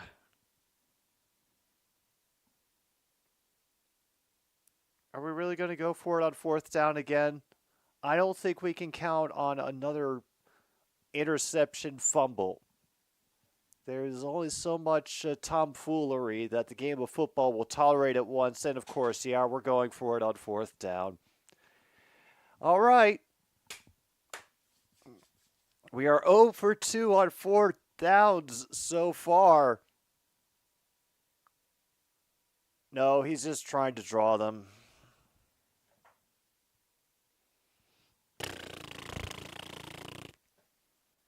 And I really... I just plain hate that. I wish more teams would decline those and just, challenge the punters.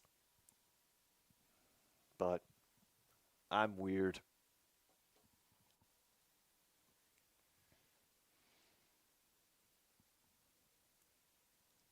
Okay, 4th and 7, and Fox is out again for his 8th punt of the night. Oh, yeah, I think, wow, great tackle at the 25.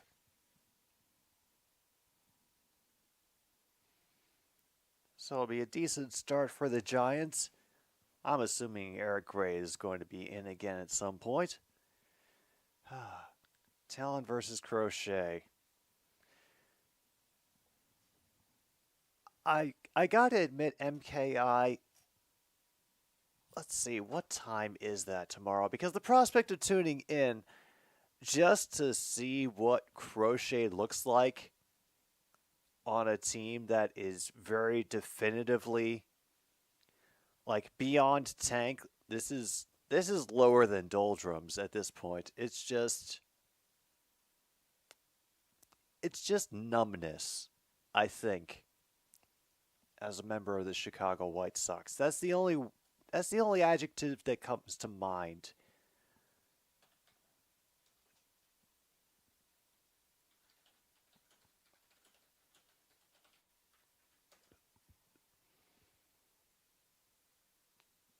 And they only tied the losing streak record. Okay. We can't even get the losing streak right. So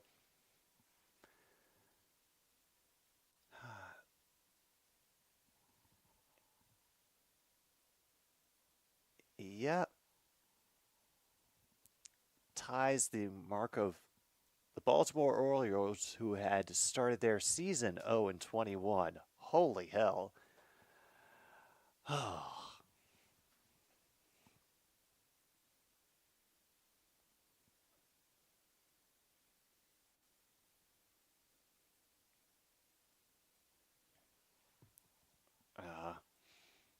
Oh, true North. I welcome all challengers on this week's playlist. Honestly, I have found so much fun music this week, and yeah, you may be able to call what some of it is out in advance, especially if you're a Patreon member. You can check out the playlist. That'll be going up later tonight, by the way. But yeah. Yeah, I'm having fun with this week's playlist. I hope you are too.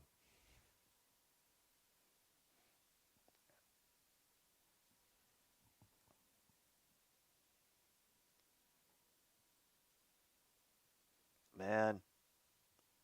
Oh my goodness. Like, Golden Tate sounds like he is on some like wonderful mood altering substance. He is just laid back at the game. Okay. And a great job by number 69 getting in and disrupting the run that time by who is this other runner that we have for the Giants? Number 25.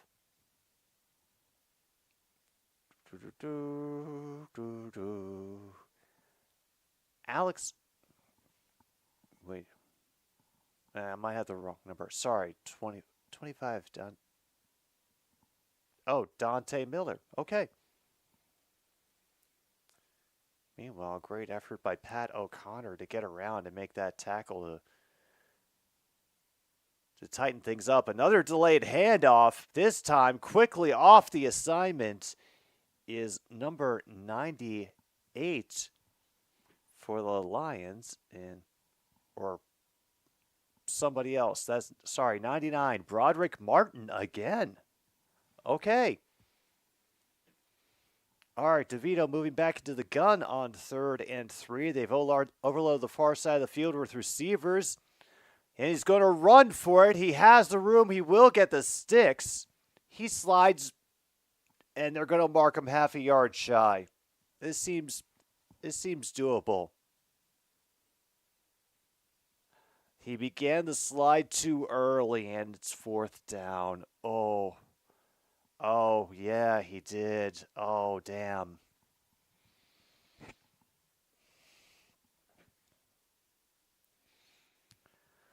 All right, down to 9:55. I'm a little behind on time, and clown shows on both sides of the aisle, and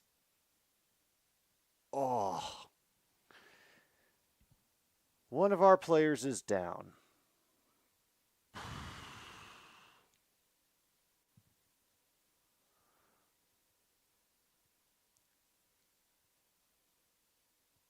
Oh, boy.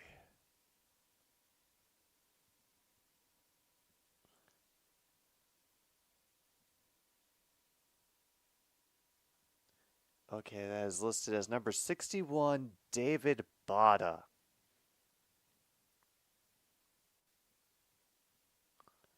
Oh my God, it's a non-contact injury. Oh no, the MetLife turf has eaten another player.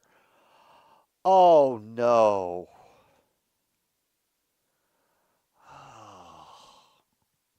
Yep, it's the fucking MetLife turf. It ate another player's leg. Oh.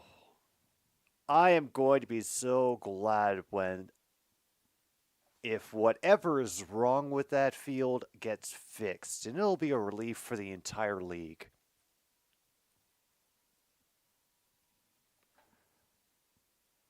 He was trying to catch up with the play, and now he has to be helped off the field.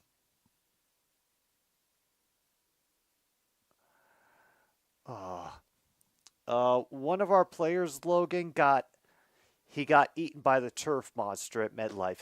Has to be helped off the field. Can't put weight on one of his legs. All right, so under the gun, this is going to be Tommy DeVito. We might have gotten him. Did we? It's going to be close, I think.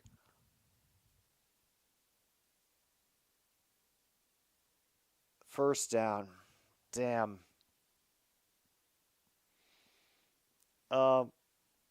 At the moment, John Jay, the CFL game is, in the words of True North, slip and slide, and it's tied 3-3. Drew Brown got injured, and Justin Crum is in for Ottawa, so yeah. Meanwhile, Tommy DeVito is walking all over us. We have a delayed flag. There is a reception by Jackson. He'll gain 4. Brought down by Kindle Vidor. But what is this flag? It was off of the judge along the line of scrimmage. Oh, illegal formation on the offense. Oh, ineligibility. Damn.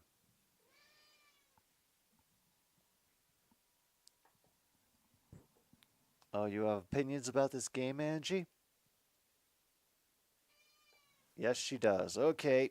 Angie is coming up to share her opinions about the game, everybody.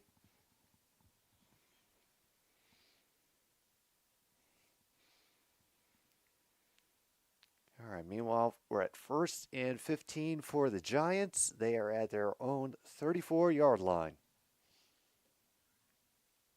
It is a bit of a delayed handoff. Lions are ready for it, though. Only ends up in a gain of 5. They do grab him rather quickly, though, to limit the damage.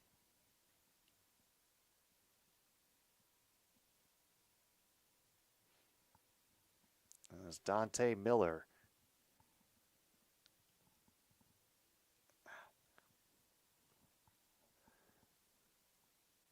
I guess Eric Gray is getting a little bit of rest.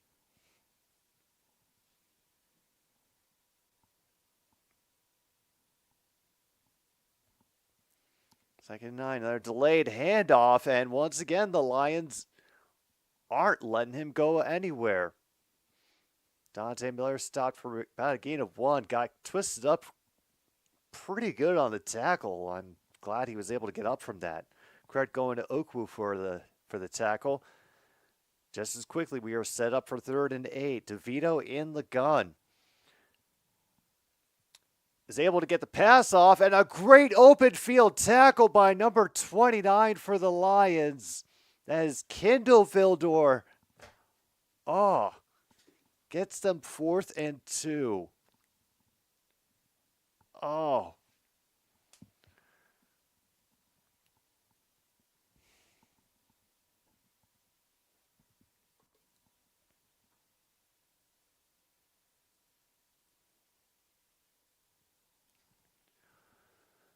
On there. They're going to punt it away on 4th and 2. Back to return for the Lions is going to be Isaiah Williams.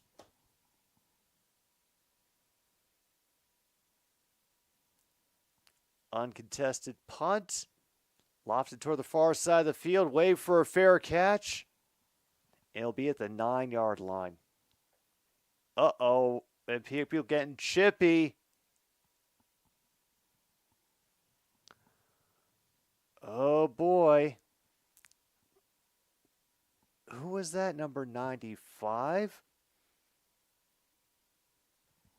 Mathieu Betts. Getting nasty on special teams play. All right.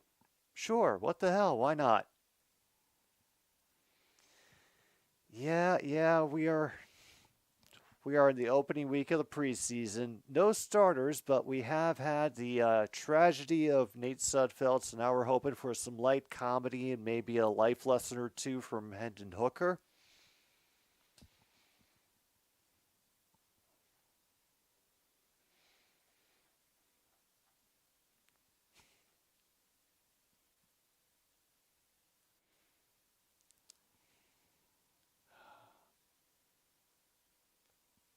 Meanwhile, Drew Lock injured his hip. I am attributing that one to the MetLife turf, and that will not be forgiven.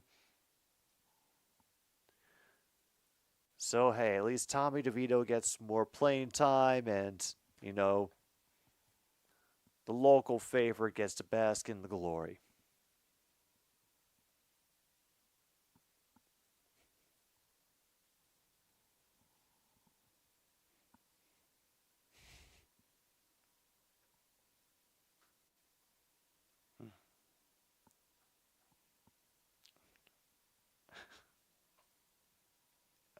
Tommy DeVito.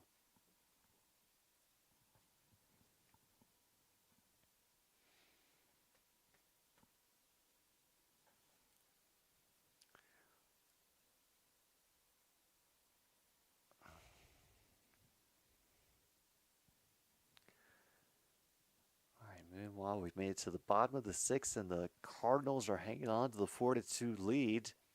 And now they're able to rip one into the furthest part of left field. Now move Scott to third base. All right, Cardinals looking to pile on. Jameson Williams doing his ad copy read for the local Fox affiliate. Awesome.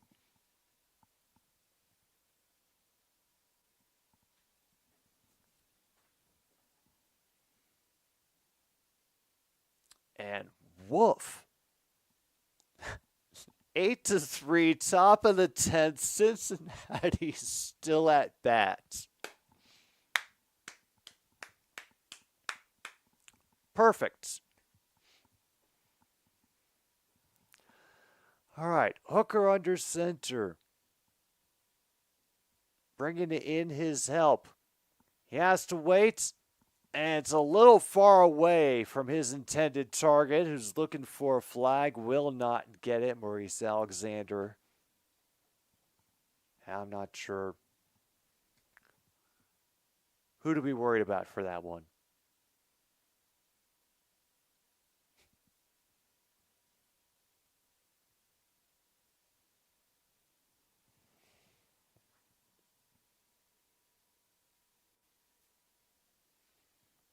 Oh, man, he's going to...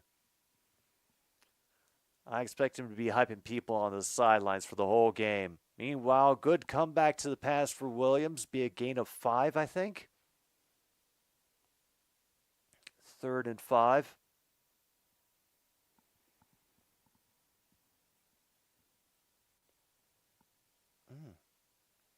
Oh, damn, I should be keeping my eye out for Giovanni Manu. He's listed at number 59, so if you see number 59, that's one of our rookies. Oh, and there he is.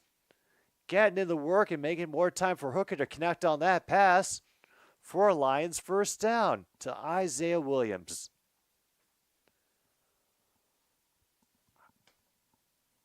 Yeah, there's Manu. Ah. Oh, that is good to see. I was curious about how things would shake out with him. Meanwhile, minor collision interrupts that run. Only a gain of 1. Zonovan Knight there on the carry.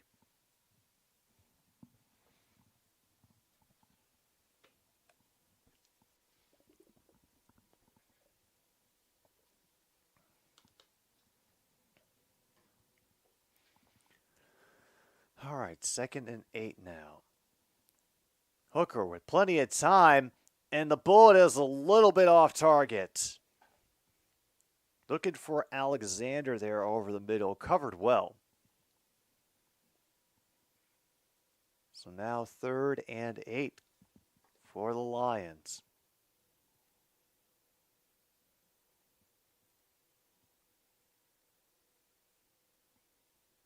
Meanwhile, Blue Jays have piled on. Top of the 8th, it is now 7-2 Toronto. From the gun, Hooker over the middle, all the way for number 43, who hangs on for the first. Oh, don't let this be undone by a stupid penalty, please. Iowa tight end right there. Oh, it's roughing the passer. Oh, man.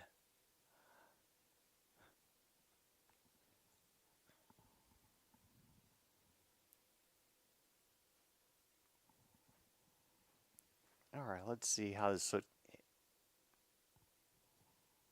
Holy hell. Parker Hesse out of Iowa. That pass ended up bouncing through to the defender, and Hesse reeling it in out of nowhere. Wow.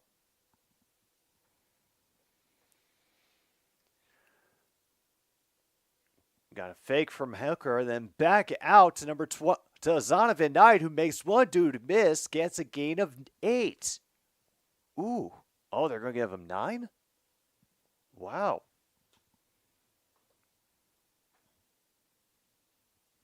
Okay, so we have interesting things now building for the Lions offense. Bases loaded for the Reds with no outs. Oh, wow.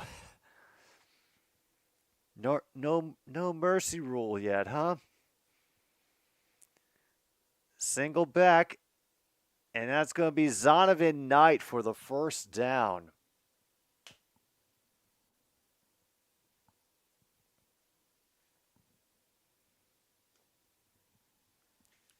And the Lions are already right up to the line and ready to go. 2 receivers on the far side. Fake our handoff, and it's going to be Hooker taking off. He will barrel forward through a defender for a first down at the 18. Oh, wow. Holy hell. Oh my goodness, he knocked down number 39. Ouch. Damn, watch the replay of that if you get a chance. Meanwhile, Pimpleton has left the game with a finger injury. Oof. Hope that's only a 1 week and not a 6 week.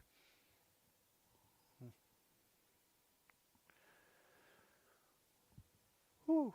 Meanwhile, the bases are still loaded. What is it, 9-3 now?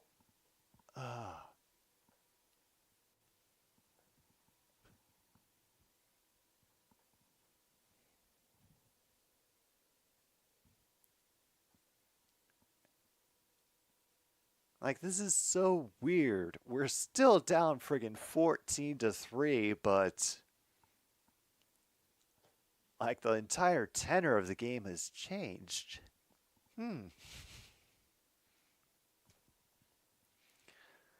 Oh, I hate being right.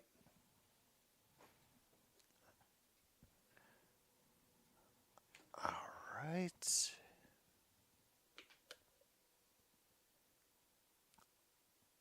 Oh my goodness, it's now 8-1 Angels over the Yankees in the 7th inning stretch. What the hell is going on tonight in sports?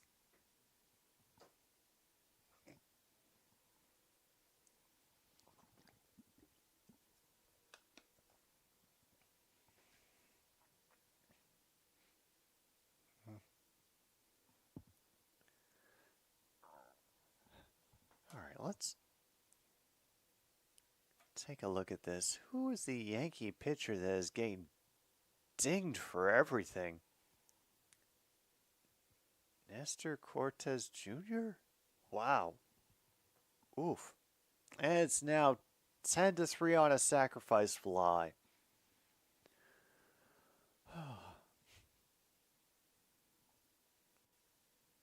All right. You know what?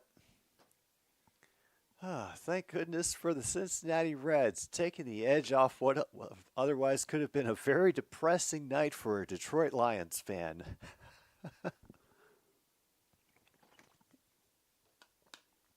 We're still in the top of the 10th.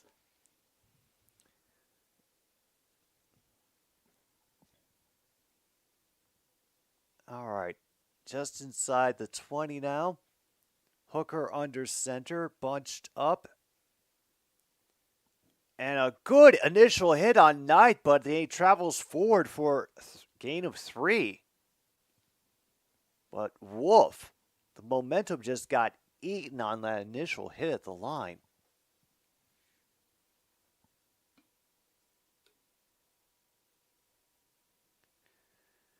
Oh, we're going to have another slip and slide, huh? All right, well.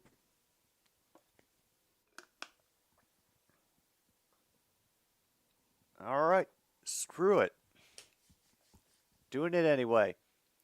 And too much time for Hooker, and we have a flag down in the process. Was there like a face mask or something? Or it's a holding?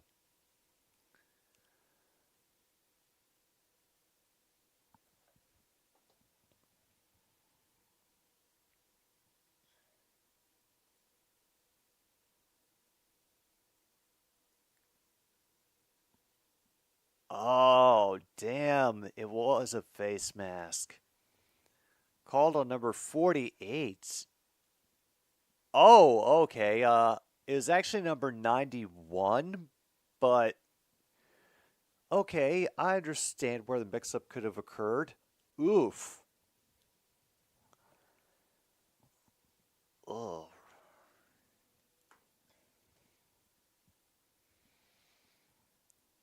All right, under 2 minutes to go in the third, and for the first time really all game, we are in a goal-to-go situation. Handed off to Zonovan Knight, and he slips in the backfield. Loss of 1. Ooh.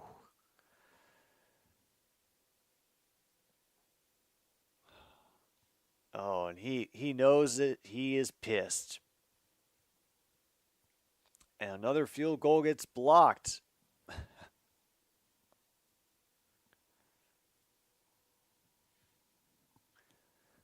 Okay, second and goal now. Zonovan Knight, the single back again.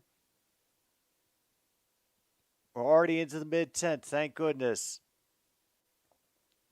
And this is Hooker. He's going to try it again. He'll dive forward to the 4. Third and goal.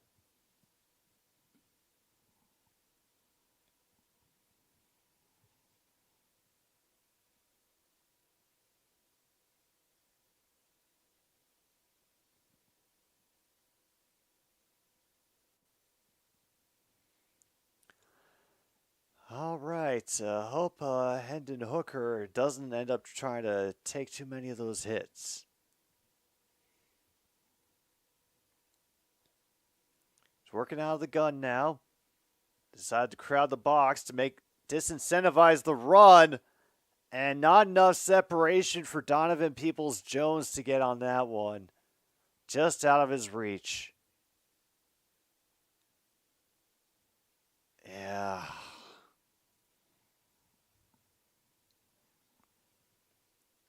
Well, we're going for it on 4th and goal.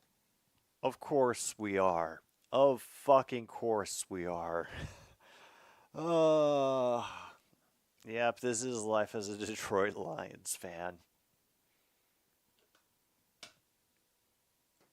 Okay, Peoples-Jones on the near side. And it got batted down.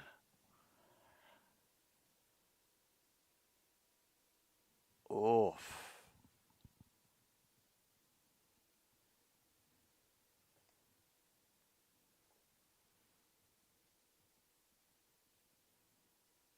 And it was just a case of a free runner getting in. A very risky play even to try to,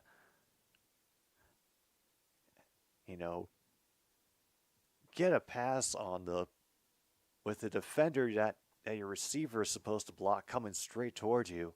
But, oof.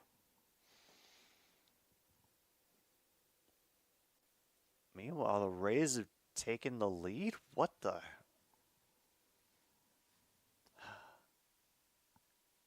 Wow. All right, so still 14-3.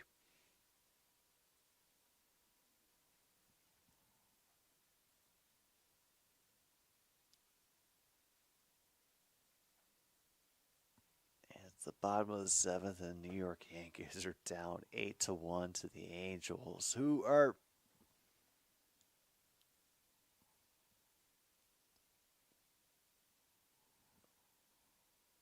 oh my God, they're 50-64. And yeah, Mike Trout is just a long distant memory.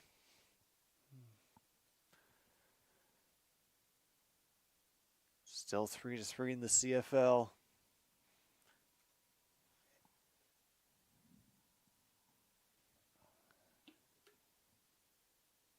And damn.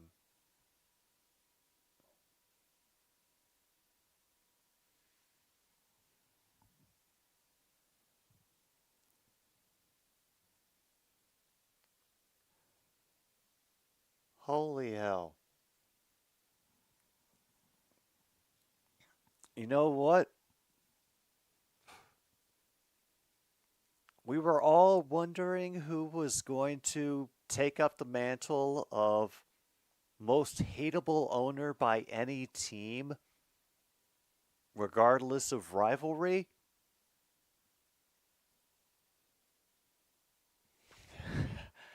Yeah, I think completely blowing things in public with CeeDee Lamb is definitely skyrocketing Jerry Jones to the top of that list.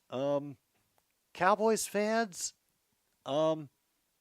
there is no longer any beef. You have my sympathies.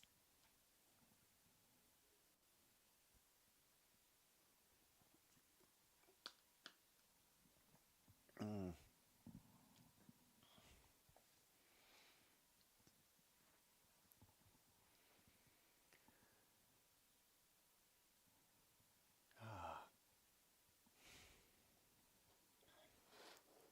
E.F. Lamb sounds like a character in a children's book.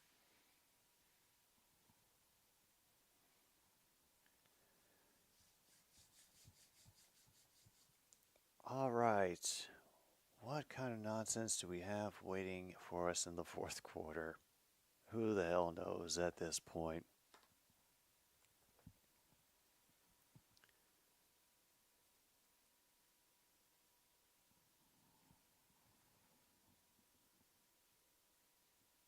Let's see if the bloody St. Louis Cardinals can work up some of the old magic bullshit.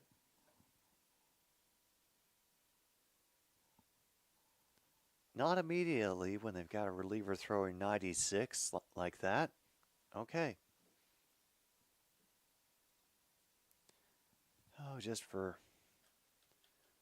curiosity, shits and giggles, let's see how painful the statistics are for tonight's event.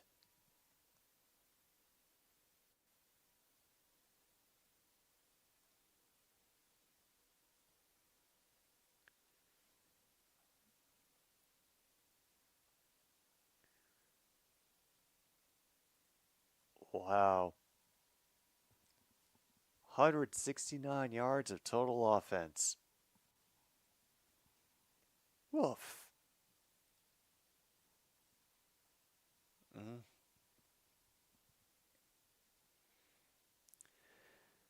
Yeah, it's I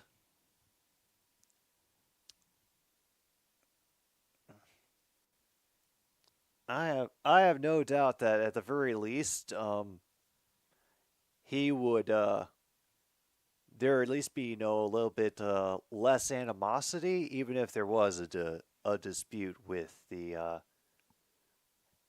Packers over over contracts.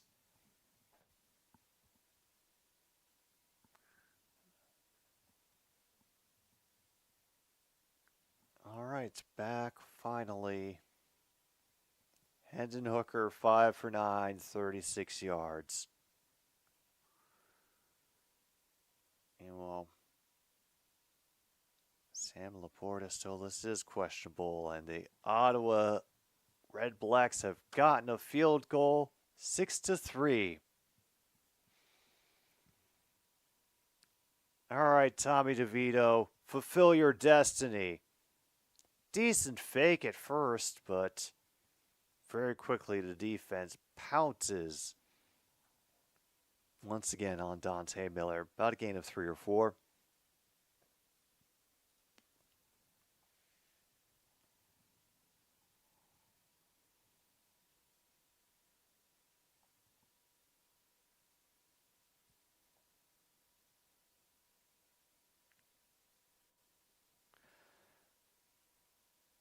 Wow. Apparently our defense loves our new D-line coach, Terrell Williams.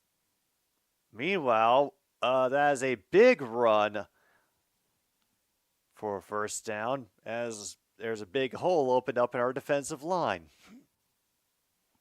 So, yeah, good timing on that.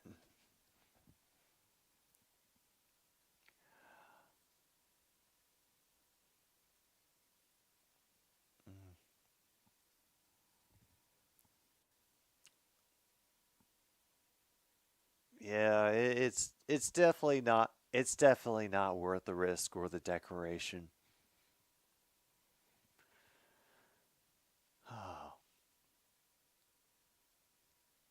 Another delayed handoff, but we do grab him this time at the line. Maybe 2nd and 9.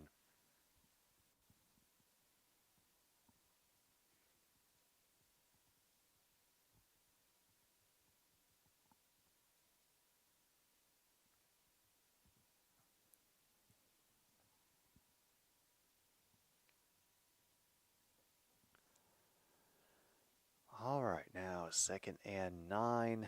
DeVito comes back up to adjust things at the line. Back into the gun he goes. Pressure coming, flushes him from the pocket, still being chased. There is a flag.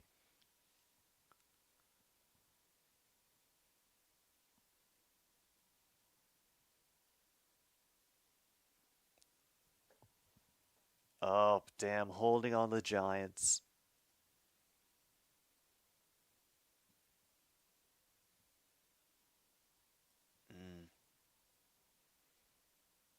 Yeah.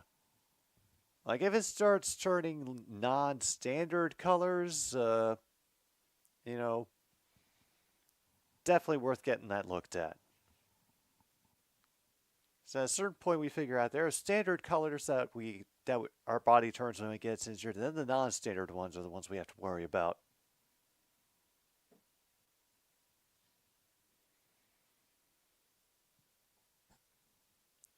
Meanwhile, we have to adjust the spot. Apparently, it wasn't in the right place. They get to huddle up again, and they say, "All right, everybody, just run around, do what the fuck ever." DeVito out of the gun on 3rd and 9. And a great job tracking it down by number 52. Malik Jefferson flying it out of nowhere. Woof.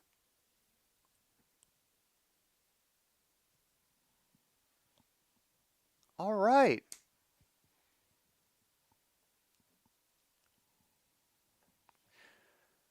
It seems like they were setting us up for another just run right down our throats.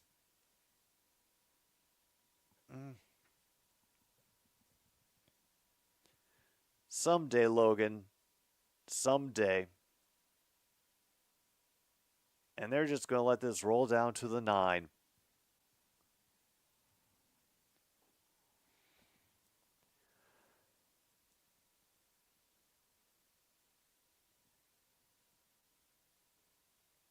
Oh no, why is Sudfeld warming up? No, come on. Oh well.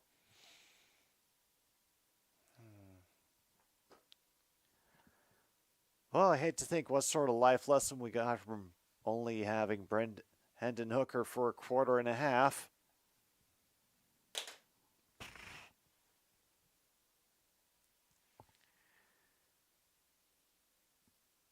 Damn.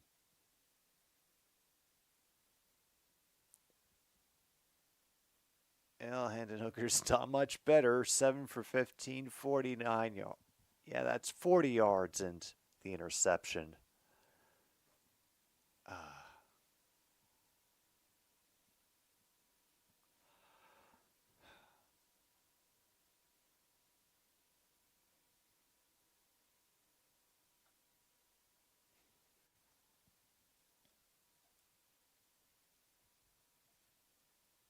Well, at least I feel... At least I feel a little bit better about Hendon Hooker. At least I know he exists and remembers how to move the ball forward.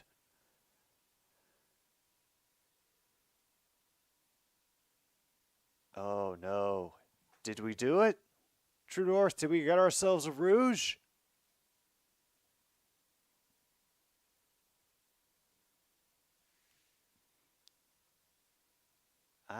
Yeah, there it is. Rouge for Ottawa. Yes. Hey, Angie, come here. Come here, Angie. Angie, we have to celebrate the rouge. Come here. Oh, okay. All right. Not want to celebrate the rouge? I understand.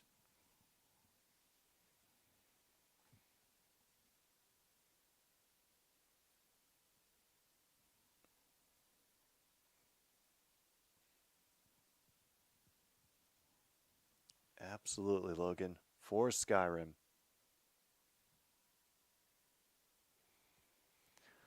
All right, here we go. We'll try this again from our own 9.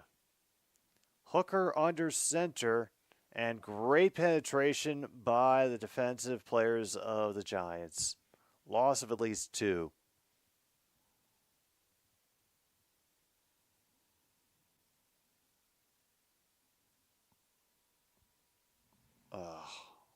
Hendon Hooker walks off to the locker room.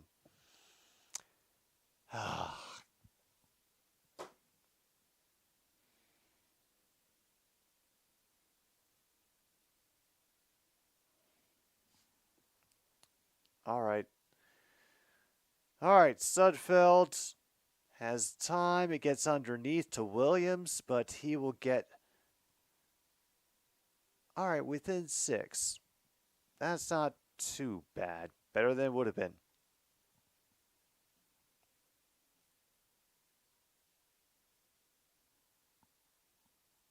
An MKI showing a sense of perspective. All right, 3rd and 5. Sudfeld out of the gun.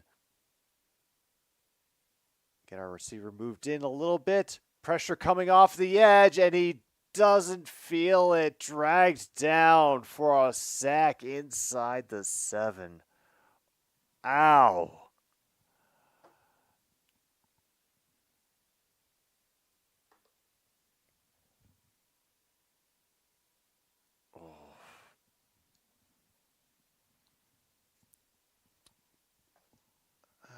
Do we have any other QBs on our roster? I think this is a valid question to ask at the moment. No, we do not, other than Jared Goff, and he's probably, you know, I don't know, at a Fellini film festival or something. All right, that we do contain that return pretty well. Sante only gets to the 45.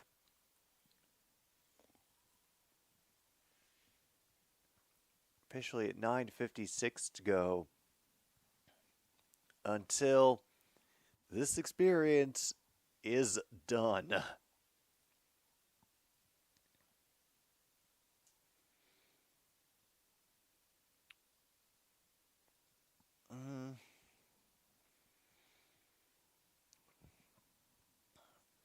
Well, no.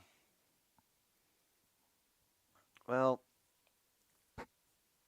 I had it drilled into my head, and I think it's somewhat justified that in all comedy there is always an element of truth, and yeah, Leif, I think considering the state of the Chicago White Sox this season, there is more than enough truth that he could pull off a 27 strikeout game.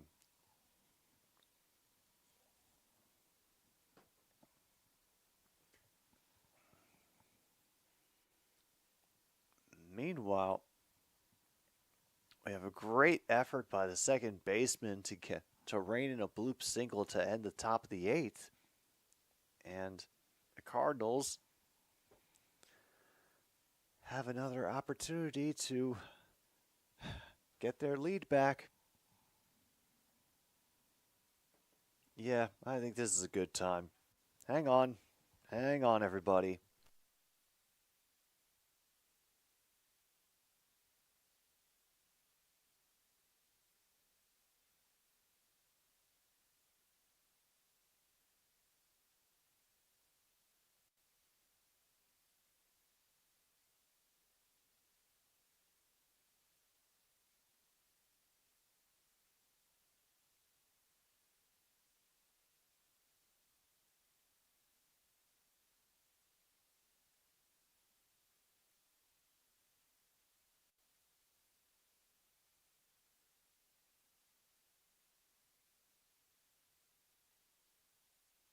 Right.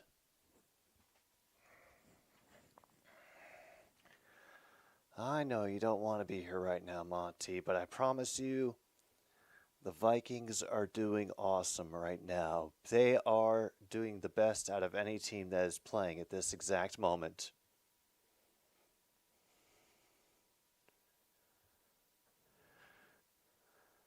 All right, and we got another run around the entire offensive line. About a gain of, what was that, 8 before he got forced out of bounds? There is a flag.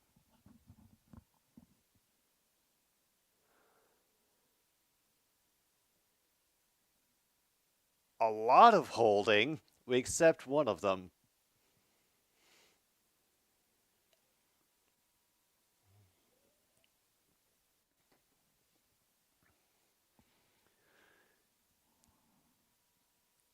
The only thing that Monty really crashes into is the wall, like when he gets carried away with one of his toys. So if that somehow causes a butterfly effect for Intel to overvalue how much people actually want AI bullshit, then damn, the universe is more fragile than I thought. And I think the receiver just stumbled somehow in his route, lost a couple steps, and that throw by DeVito then became off target. 2nd and 20 coming up.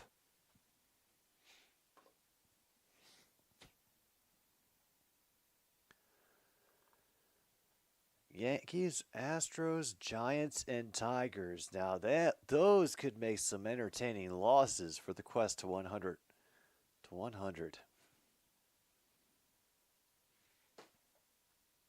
All right, DeVito working out of the gun again.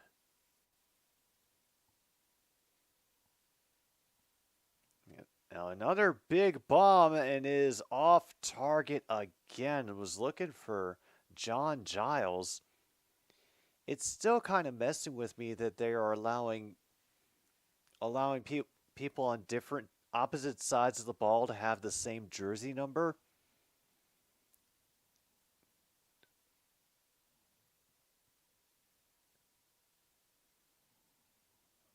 All right. 3rd and 20. The new king of New York, Tommy DeVito, out of the gun. Finds his runner underneath. Gets to the original line of scrimmage. Won't get much further than that. So 4th and 8. And they can take as much time as they want because we're the ones who have a lot to do.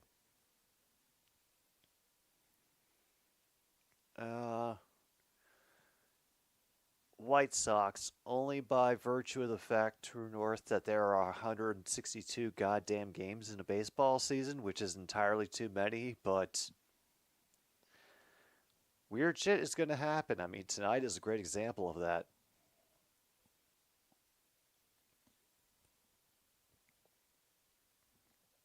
Punt is away. And there is some dangerous speed coming out of the Giants special teams tonight. Well, let me go look at the MLB standings before I answer that question, Luke. Because I know that there has been constant shuffling in the NL Central all season. Last I checked, it was the Pirates' turn to pretend like they were going to make things dangerous for the Brewers, and now it's the Cardinals' turn to be in second place.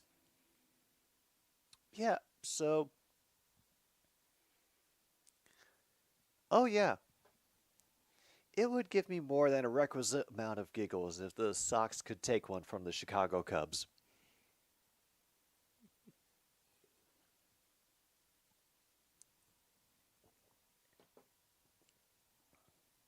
Besides, it's been a while since we've seen them in the bottom of the NL Central.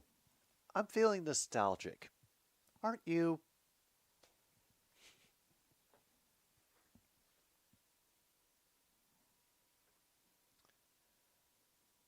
Oh, goodness. Oh, goodness. My aching head.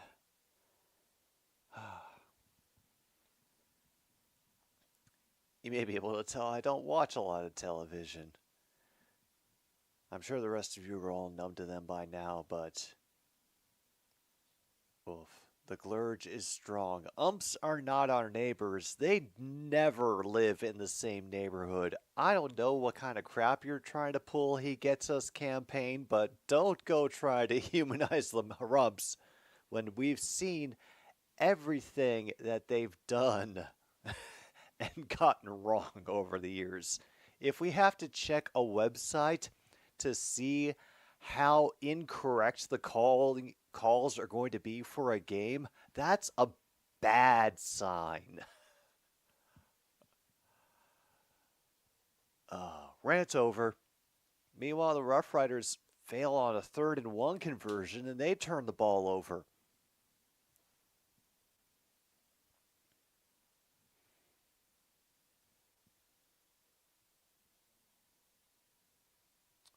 And goodness, and now it's time for a new running back, Jake Funk.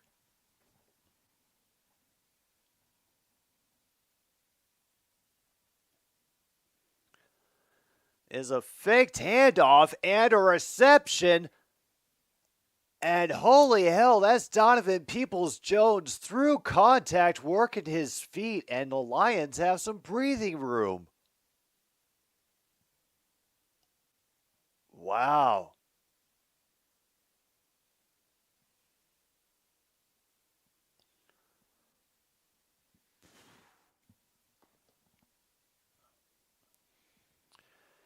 Former Ram Jake Funk. Awesome.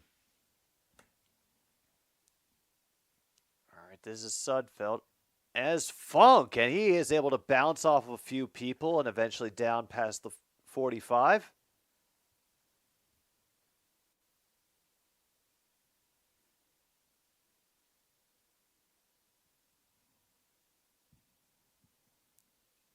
Oh, hell.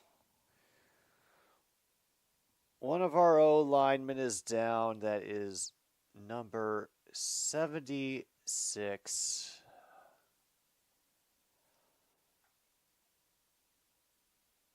Connor Galvin. Oof.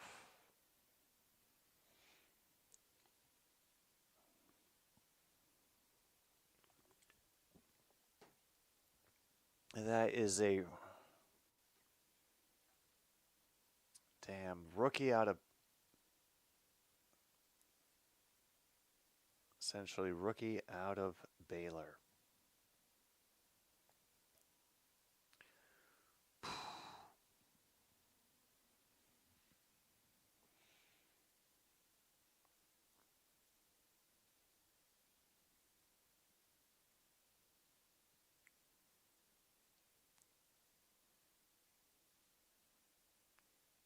Yeah, I thought it was an arm injury from the way he was laying down, but he's on his back now.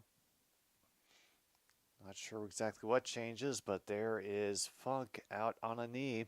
So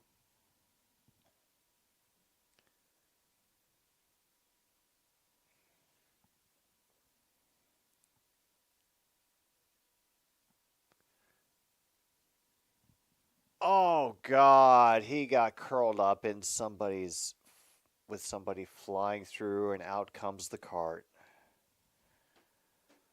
Ugh.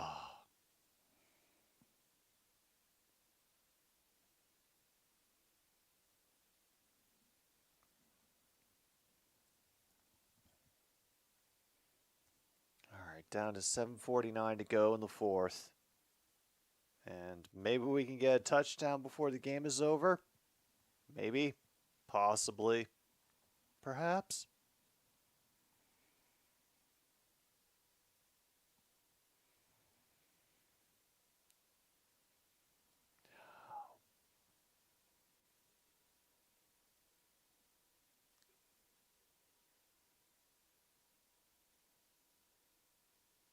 Oh, man.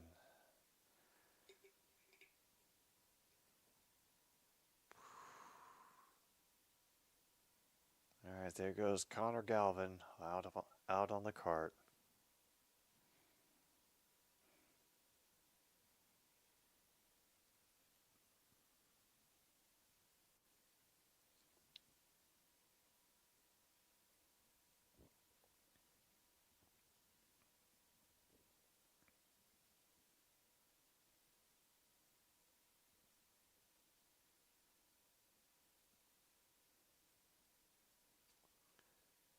All right, he gets a few extra cheers from the opposition crowd as he goes off.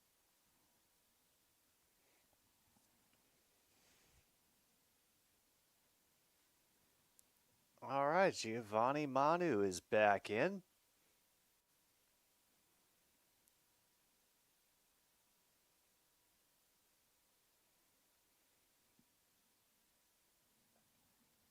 Oh, damn.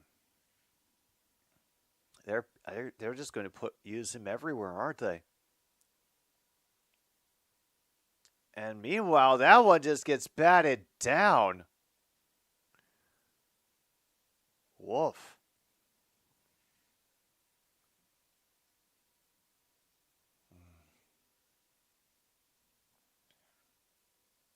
I'd say that we all just need more Jake Bobo in general, but yeah.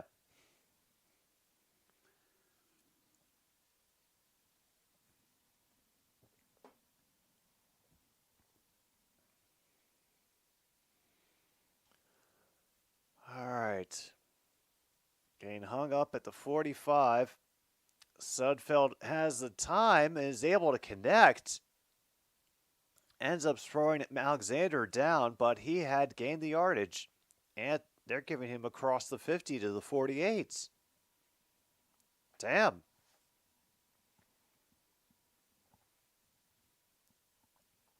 Oh, yes. The kneecap line lives on. Okay, under 7 minutes to go. Sudfeld going to use his arms again, but a good quick tackle by number 25, Johnson. As McEwen with the reception. Apparently, he is from University of Michigan as well.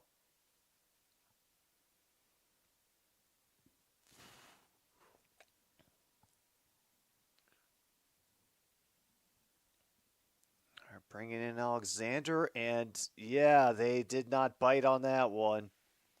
That run gets smothered by Adams at the line. Funk can do nothing.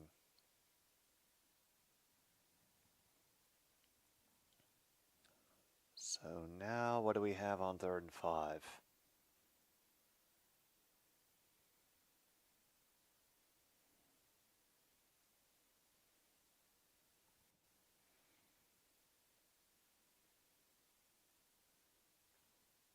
And we don't even get the play going.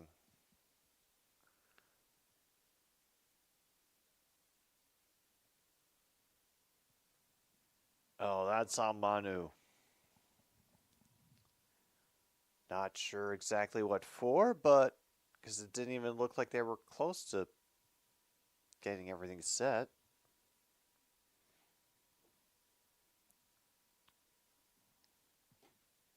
Now it's 3rd and 10.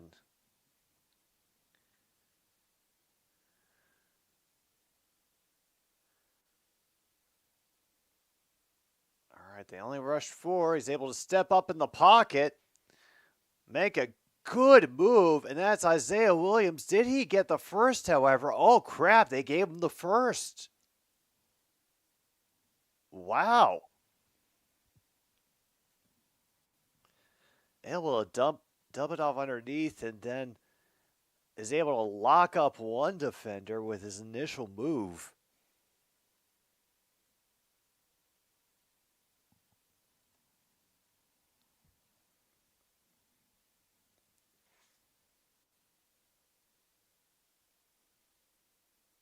And the Giants are challenging the ruling of the first down. I don't blame them. It's close.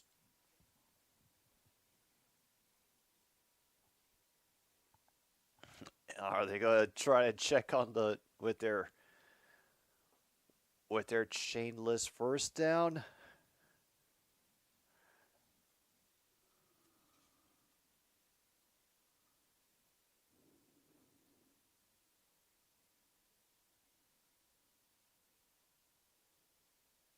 Huh.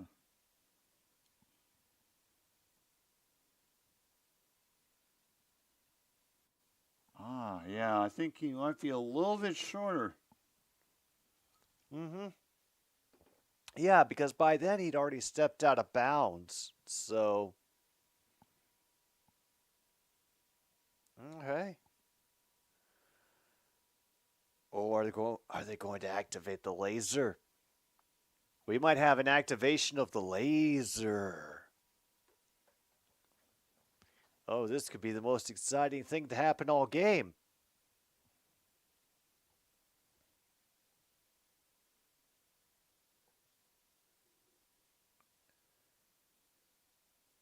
They're really taking their time trying to get this right. Meanwhile, the Rays are up 6-4 now. Okay. Oh, Dan, it's been interesting, productive, and now Hendon Hooker is injured, so it's back to Nate Sudfeld.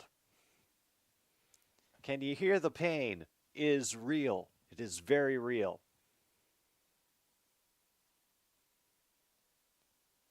Oh, damn. Ruling on the field stands, and I think New York is going to lose themselves a timeout for that.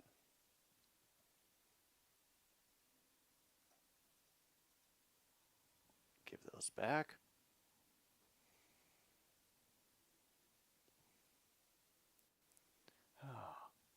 Well, top of the 9th, Cardinals cannot afford to lose any more runs. All right, Sudfeld. What do you have for us on this empty backfield? He's going for it.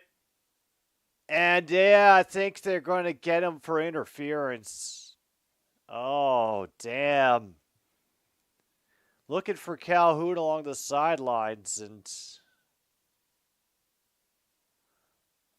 wow, Diop didn't even play the ball.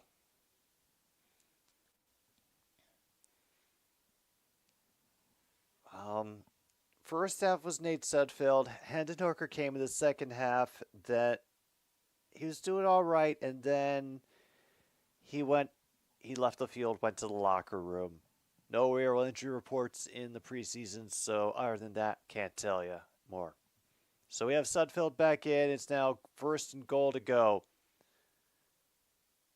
And a quick throw that time from Sudfeld finds Calhoun for a gain of 2. Holmes on the tackle for the Giants.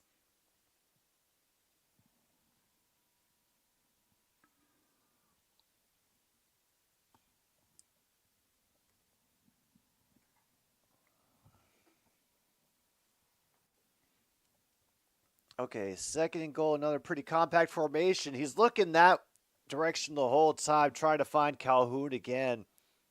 A bit out of his reach.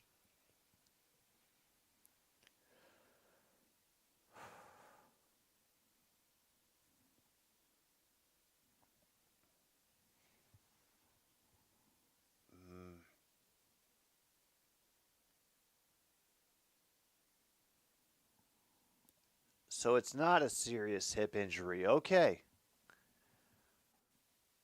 We just love ourselves some Tommy DeVito. All right, third and goal. Now we go to the ground. So yeah, we have 4th and 4 now. Yeah, we're gonna end this game without a touchdown. Oh, they're going for it on 4th down.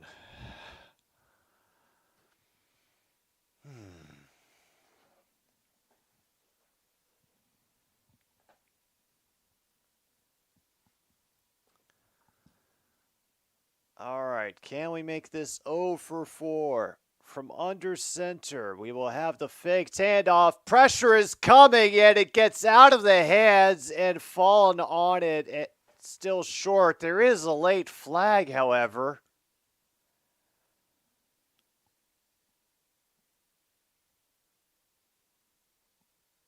Okay, not sure what.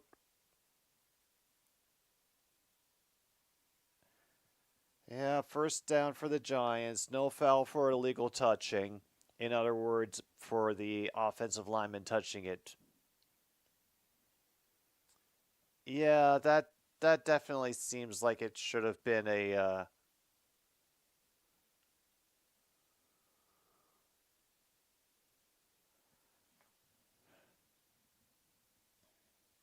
incomplete.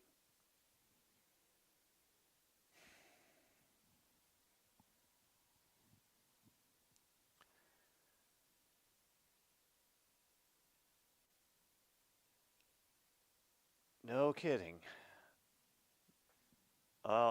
It does slow to a crawl during 3 minutes in heaven, so I think we'll get a little bit of time to catch up, even with the ad breaks. All right, so from deep in their territory,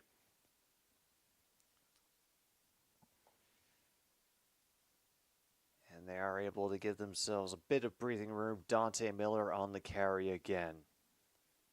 Okay, they give Isaiah Williams the player of the game for his 4 receptions and 35 yards. Preseason, ladies and gentlemen.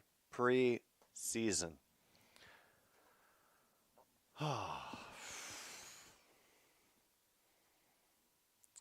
This is going to be a long NFL season, folks. I can already feel it. Telegraphed that pretty well. There was a major deflection on that pass by DeVito. Might have been looking for a little bit more underneath. And, yeah, nothing doing.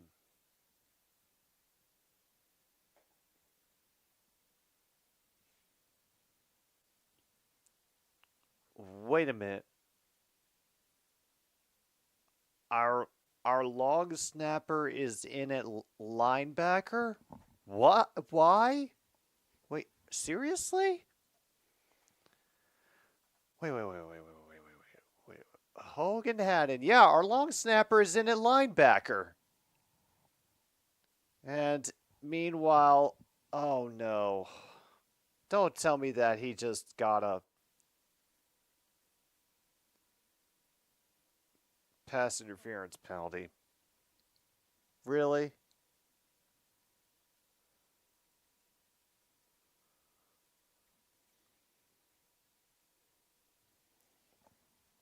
And we blow it with another pass interference penalty, 1st and 10. Okay.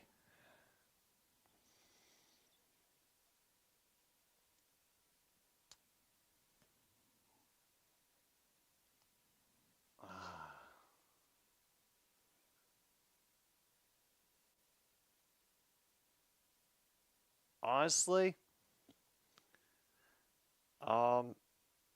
the new kickoff rules that just make me realize how much better the CFL does it.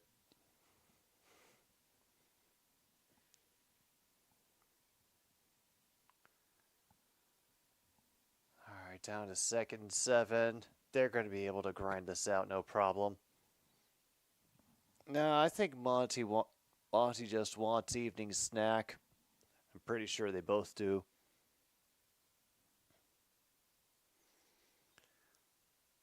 Running it down, DeVito from under center, and another handoff that will get stopped after a gain of 3.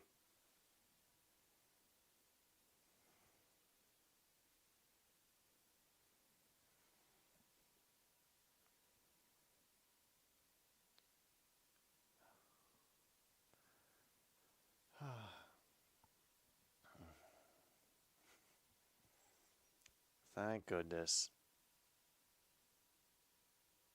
Oh, good. Nobody's getting shut out tonight, and we are down to the 2-minute warning. Our pain is nearly at an end, folks. Congratulations, we have almost made it. Woo.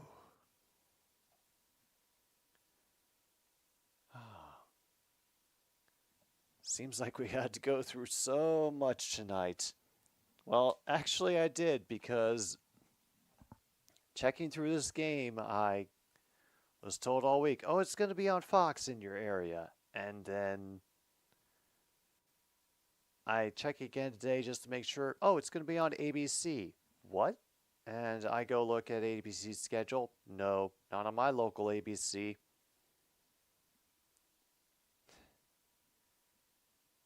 Then I remember that the other game is supposed to be on the NFL Network, and yeah, that's the only game that's available to me.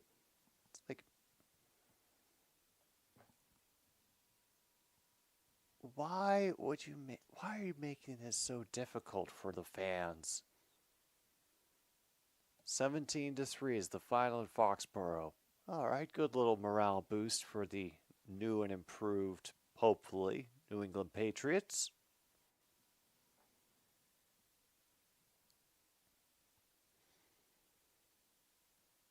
I think that's it. Yeah, I think that might be it for the Cardinals tonight. Yes, final in St. Louis. Tampa Bay 6, St. Louis 4.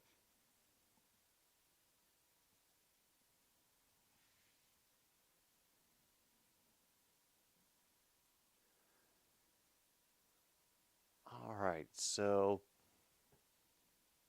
positives that I can take away from tonight.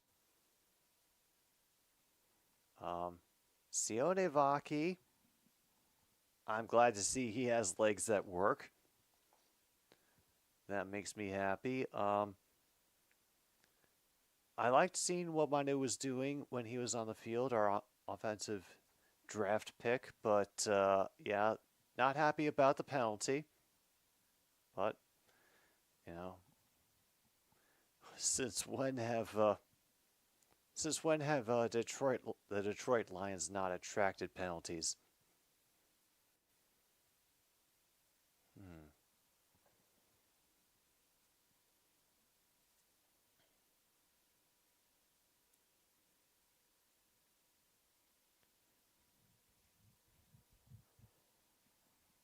Yeah, I liked some of the movement by our defensive linemen to be able to make plays on the run. But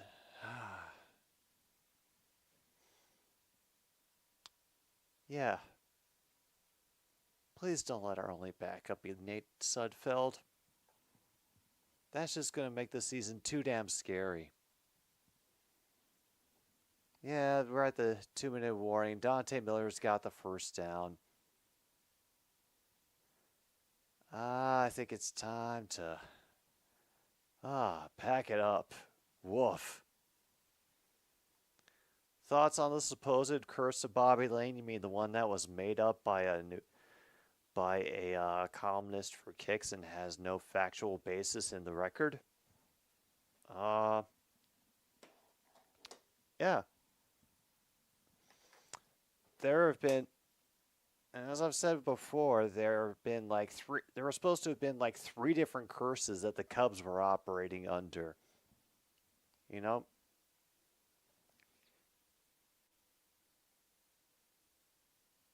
People would rather ascribe to the supernatural what can be more easily explained by shoddy ownership, bad decision making,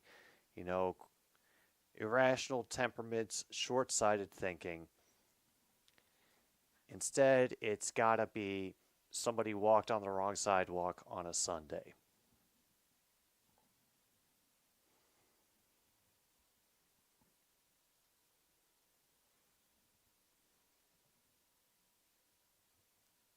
All right, we get our final kneel down from Tommy DeVito. And with that, our night-long nightmare is over. Despite a few bright spots, it is a loss for the Detroit Lions in the preseason, 14-3, and yeah. I can't wait for the starters to get back. Let's just hope that the reserves improve as the season goes on. Meanwhile, people are beating the crap out of each other in field hockey, and another stupid sports show is coming to an end. I appreciate y'all stopping by for whatever reason, for however long you did. We made it through. Don't worry, I'm sure there will be more Lions fan pain for you to feast on as the season goes on. I hope you'll be able to settle for confusion between the Stampeders and the Argonauts tomorrow night CFL action when we come back again. This is Jim B on 106.9 Click FM. Thanks for tuning in, everybody, to another stupid sports show. And good night, Milwaukee. Wherever you are.